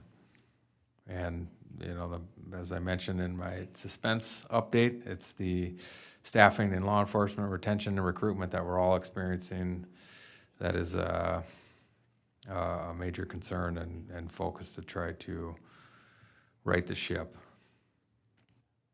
As far as what's good, some progress in our police department. Absolutely focused on our culture, so we have a great team of sergeants on the police department, and myself and the sergeant team, we're focused on the team. So that is us giving the support, the care. We're very family focused, and everybody is on board with making sure that wellness, physical and mental, is a priority for all of us.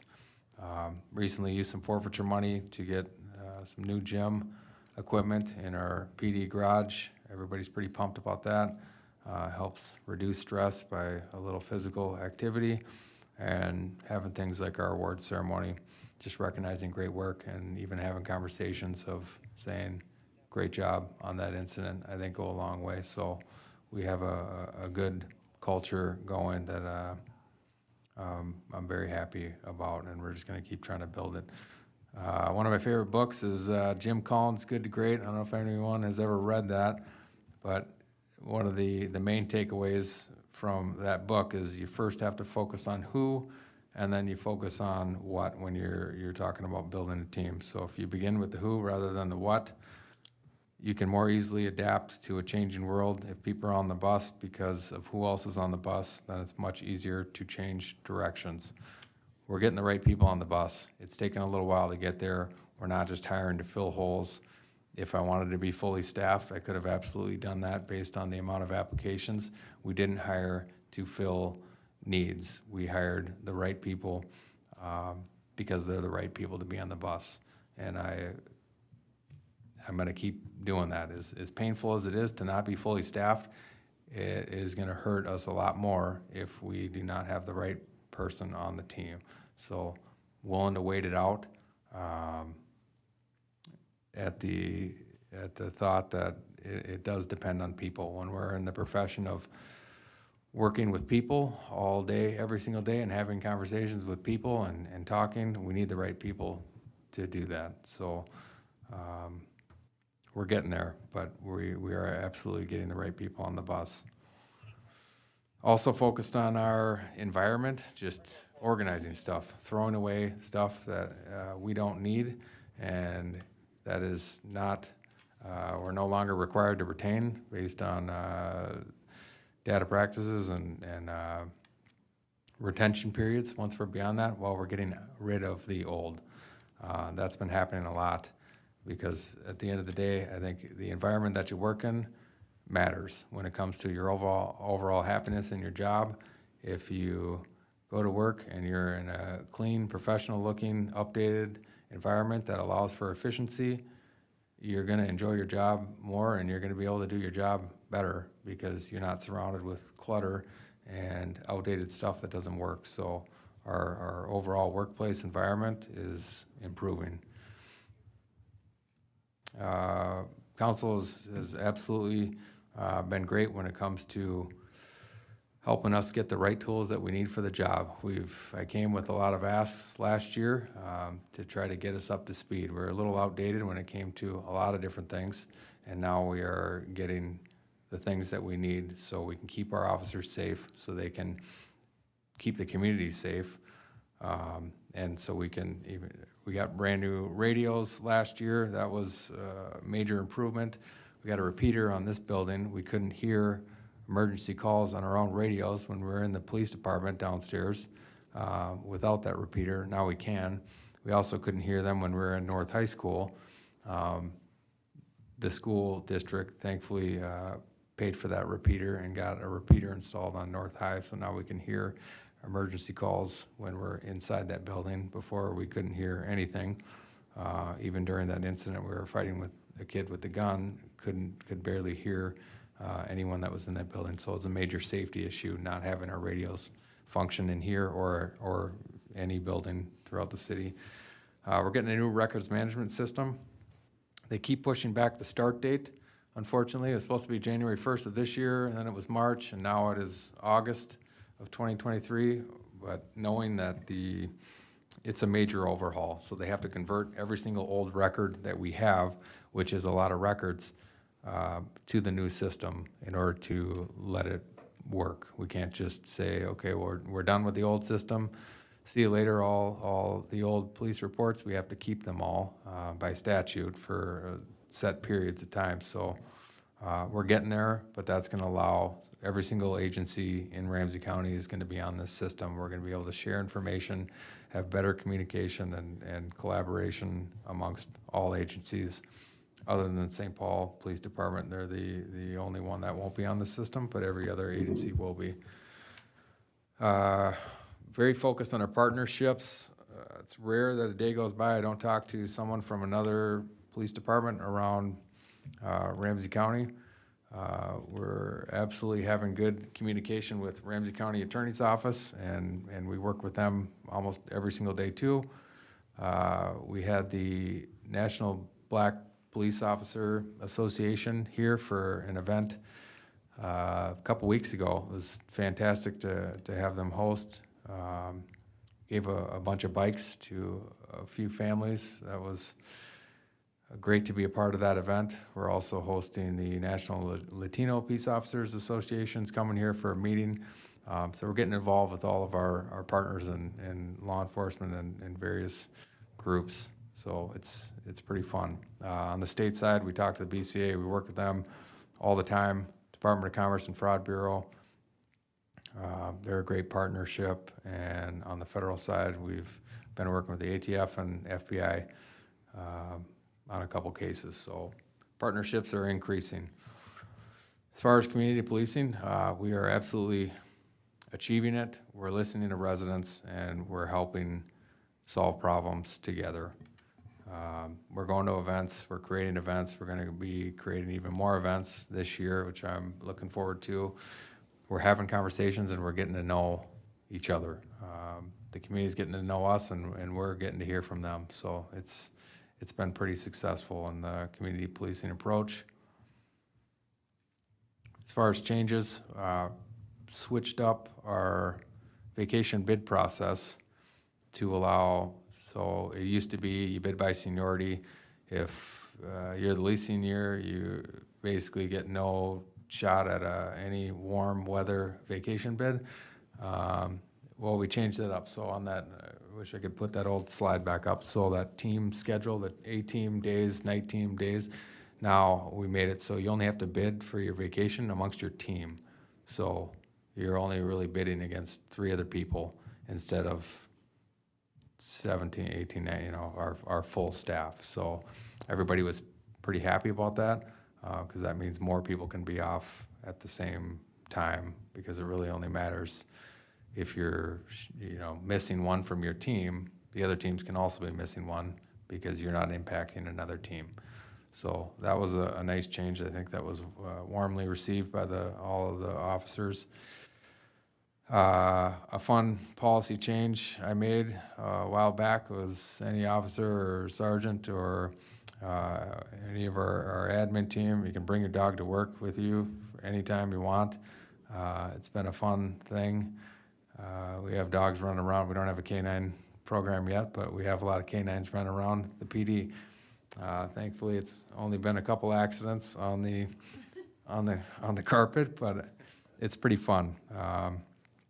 Love having dogs around. I think it just adds to the stress, helps remove the stress level when you have your 4-legged companion back at the PD after you get back from a difficult call. So that was a fun policy change. As far as training, so last year, this is the amount that I submitted for reimbursement from the state, $61,700. It's a little more than that. And we spent even more than that. So that does include staff time, but that's courses, registrations. It's a big number. I think we got back a little under 20,000 of that from the state reimbursing us for training, but we're absolutely improving our training and doing more. So some of that's been through Ramsey County Attorney's Office. BCA came in, did a little critical incident training, crisis intervention and mental illness and crisis, autism training, conflict management, mediation, and recognizing and valuing community diversity and cultural differences to include implicit bias training that all of our officers have done in 2022. Then on collaboration, love working with this North St. Paul team. Every other division, fantastic. Ron is back there. I call him, hopefully not too much, but it's an awesome team to be a part of. The fire, public works, electric, finance, community service, everybody is just, they've been fantastic to work with. And anytime we need anything, it's people saying absolutely, how else can I help? So it's a fun team to be a part of, and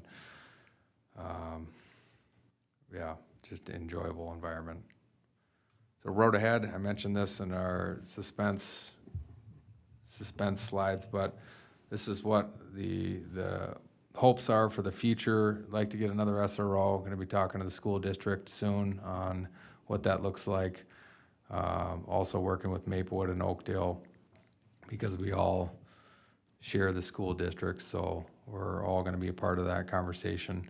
And there's needs not just in North St. Paul when it comes to schools. So a second detective, you saw the stats on where our investigations are going, and there's an absolute need for another detective position. Love to have an additional officer for patrol backfill, community outreach, and community engagement, specifically assigned for those goals of completing the outreach and engagement with the additional option of vacation backfill. That would be a huge addition. Crime analyst would be invaluable. Some type of non-sworn mental health crisis unit in-house would be fantastic to have. K-9 program, absolutely looking forward to developing that. And then a reserve program, which wouldn't cost us much, and it's a built-in recruiting pool by having our reserves. And so those are the plans and goals for the road ahead. Also, been working with a lobbyist who is, I think,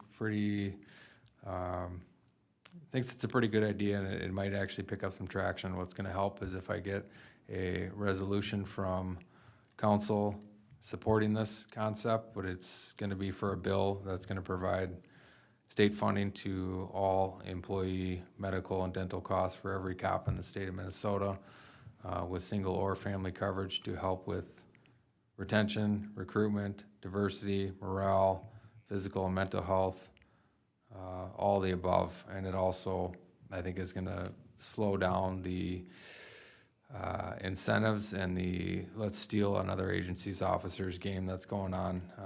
You just make it this would be a drastic change that I think changes the way law enforcement would be viewed as a viable option for going into as a profession. If it gets out there that law enforcement comes with free health care and dental care for you and your family, I think that's going to change some perceptions about interest in the field, and it wouldn't be the Band-Aid fix of shiny objects and $10,000, $5,000 here and there.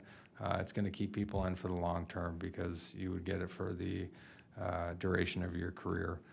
So I'm happy to put together some information on this and further discuss it with you all at a council meeting, possibly the one in 2 weeks, and hope to get your approval on a resolution to give this some support at our state legislature. Any questions? That's the last slide that I have, but happy to answer anything that I just went through or anything at all about the police department. Questions?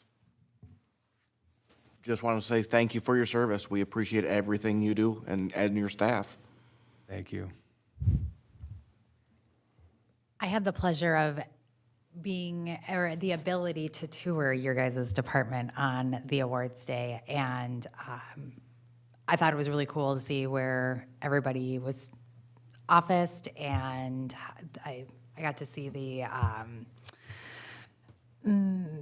evidence room and how clean that was, and you guys are doing a fantastic job. Brian had informed me about the dogs. I think that's incredible. I mean, that's the relief that brings, and just the ease and fun for just even going in and seeing them is pretty exciting. So I encourage you all to get a tour of the police department. It's pretty cool. Thank you. Yeah, you all are more than welcome. Anytime, stop on ahead. Just ask for a tour, don't get arrested.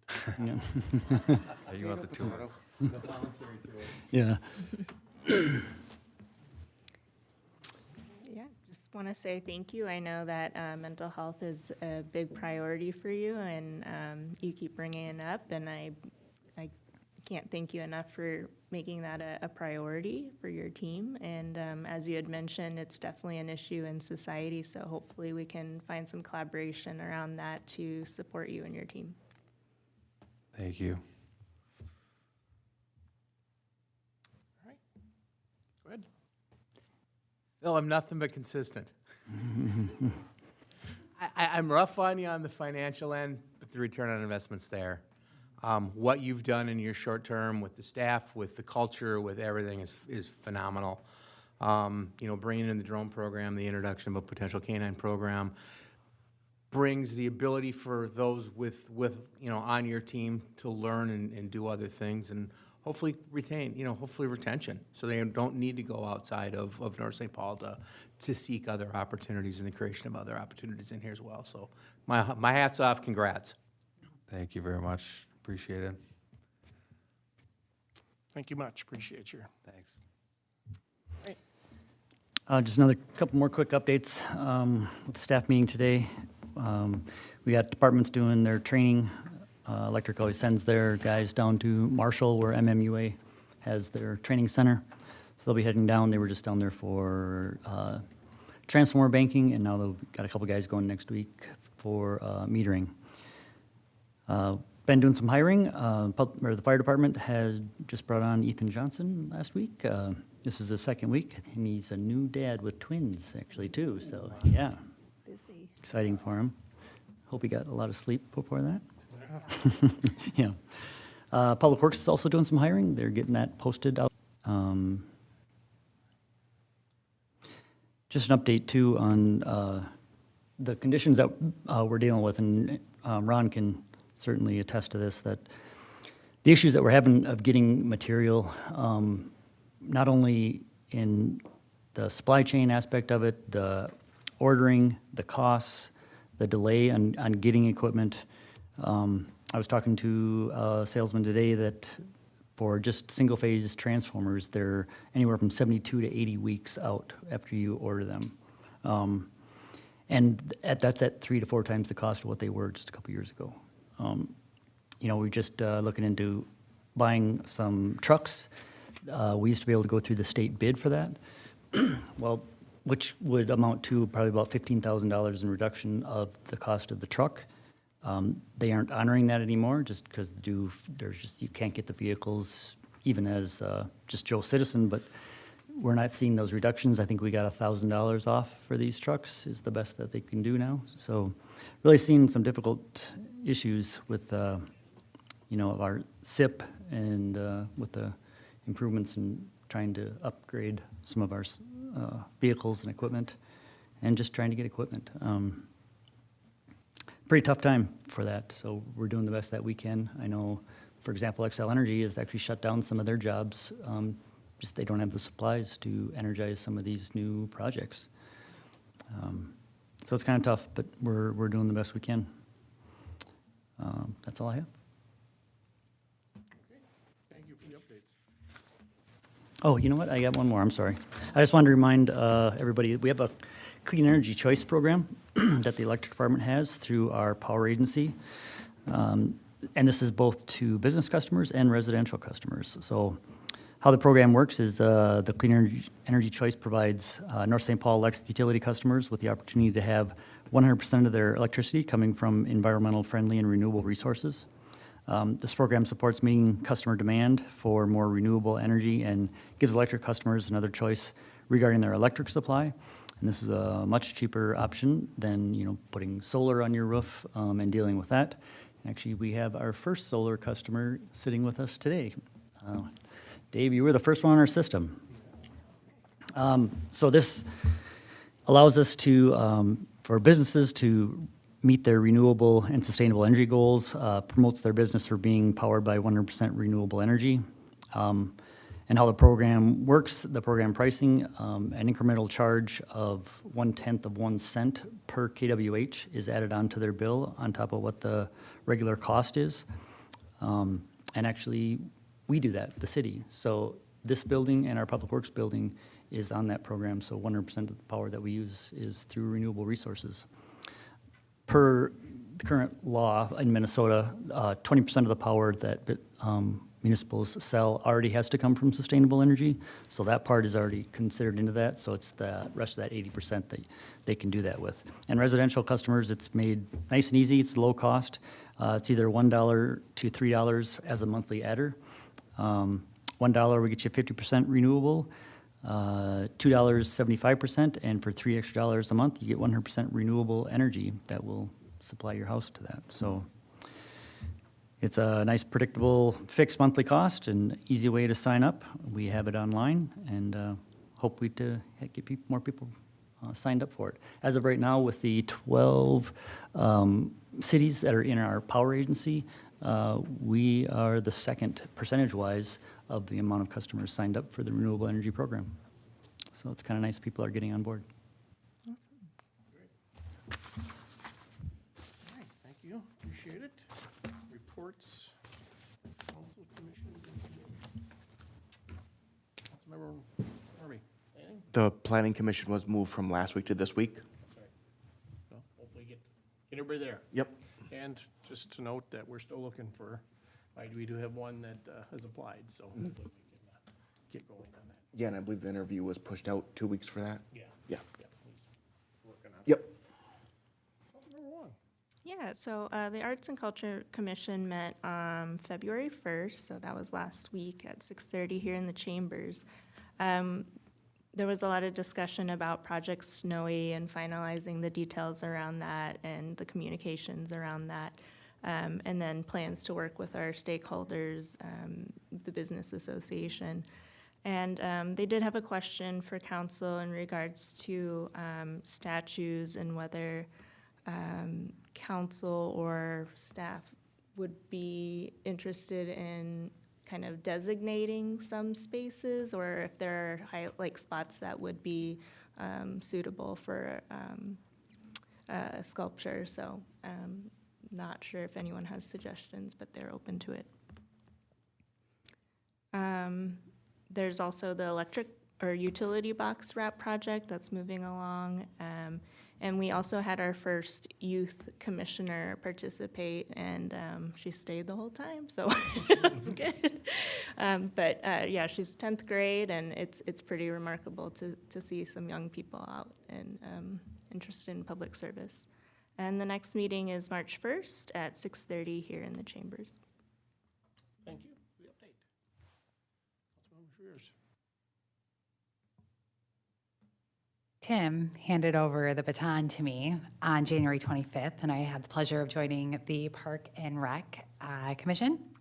I am happy to hear, well, sad to see, but also happy that we have had 46 combined years of service between Nancy Thorson, Larry Amsden, and Heather Haas. They all three retired on January 25th. So much thanks to the three of them. We are tabling the chair positions until the next meeting. Laura Greenlee was not there for that. And I also want to give a shout out to Brandy. She provided a great presentation in regards to the responsibilities, expectations, and opportunities to the commission, which was pretty exciting to the Parks and Rec Commission as they are looking forward to some opportunities that do arise, like conferences and things like that. Lastly, I had the ability and was, as all of us were invited to the Police Award ceremony and the Firefighters Award and recognition ceremonies. And I have to tell you that it was an honor to be in front of both of your departments and recognizing both of your departments. You guys go above and beyond call, and you work so well together as a community, not only within your department, but also with every department here. So I was grateful to have met both the new hires in the police department. You hit everything, so I won't hit anything more on the ceremony itself, but recognition's a big deal on my end as with the position I hold, so the award ceremony that you had provided was incredible. On Friday night, last Friday, excuse me, Jason and Brent put on their Firefighters Award ceremony and recognition for their department and volunteers. I'm not going to steal any of Jason's thunder as he will be presenting next week, but I had the, what's the word I'm looking for? I had the opportunity to sit with Matt Watt, who had been with the department for 13 years, and he was the lieutenant and also served as the chaplain. Unfortunate for us, Matt's family outgrew their capacity here in North St. Paul, so they moved to an outside area. However, he is now a member of the Lake Elmo Fire Department. So I really want to recognize his years of service and also serving as the chaplain here. That is all I have. Thank you. Councilmember Cole, anything, sir? No update from EDA. Last update was done at the last meeting. A couple EDA things, though. The EDA is currently conducting interviews this Thursday afternoon. There is one opening on the EDA, and there are 3 people that have expressed interest, which is exciting. So those interviews will be taking place on Thursday afternoon. Next EDA meeting, nothing says EDA like Valentine's Day, 14th at 3 o'clock in the afternoon. That's for sure. Yep. Thank you so much. Appreciate it. General business. Councilmember Norby, yeah? Councilmember Wong? I just wanted to also thank City Attorney Maddock for your presentation for the Arts and Culture Commission. You're welcome. But that's all I have. Thank you. She's our lead now.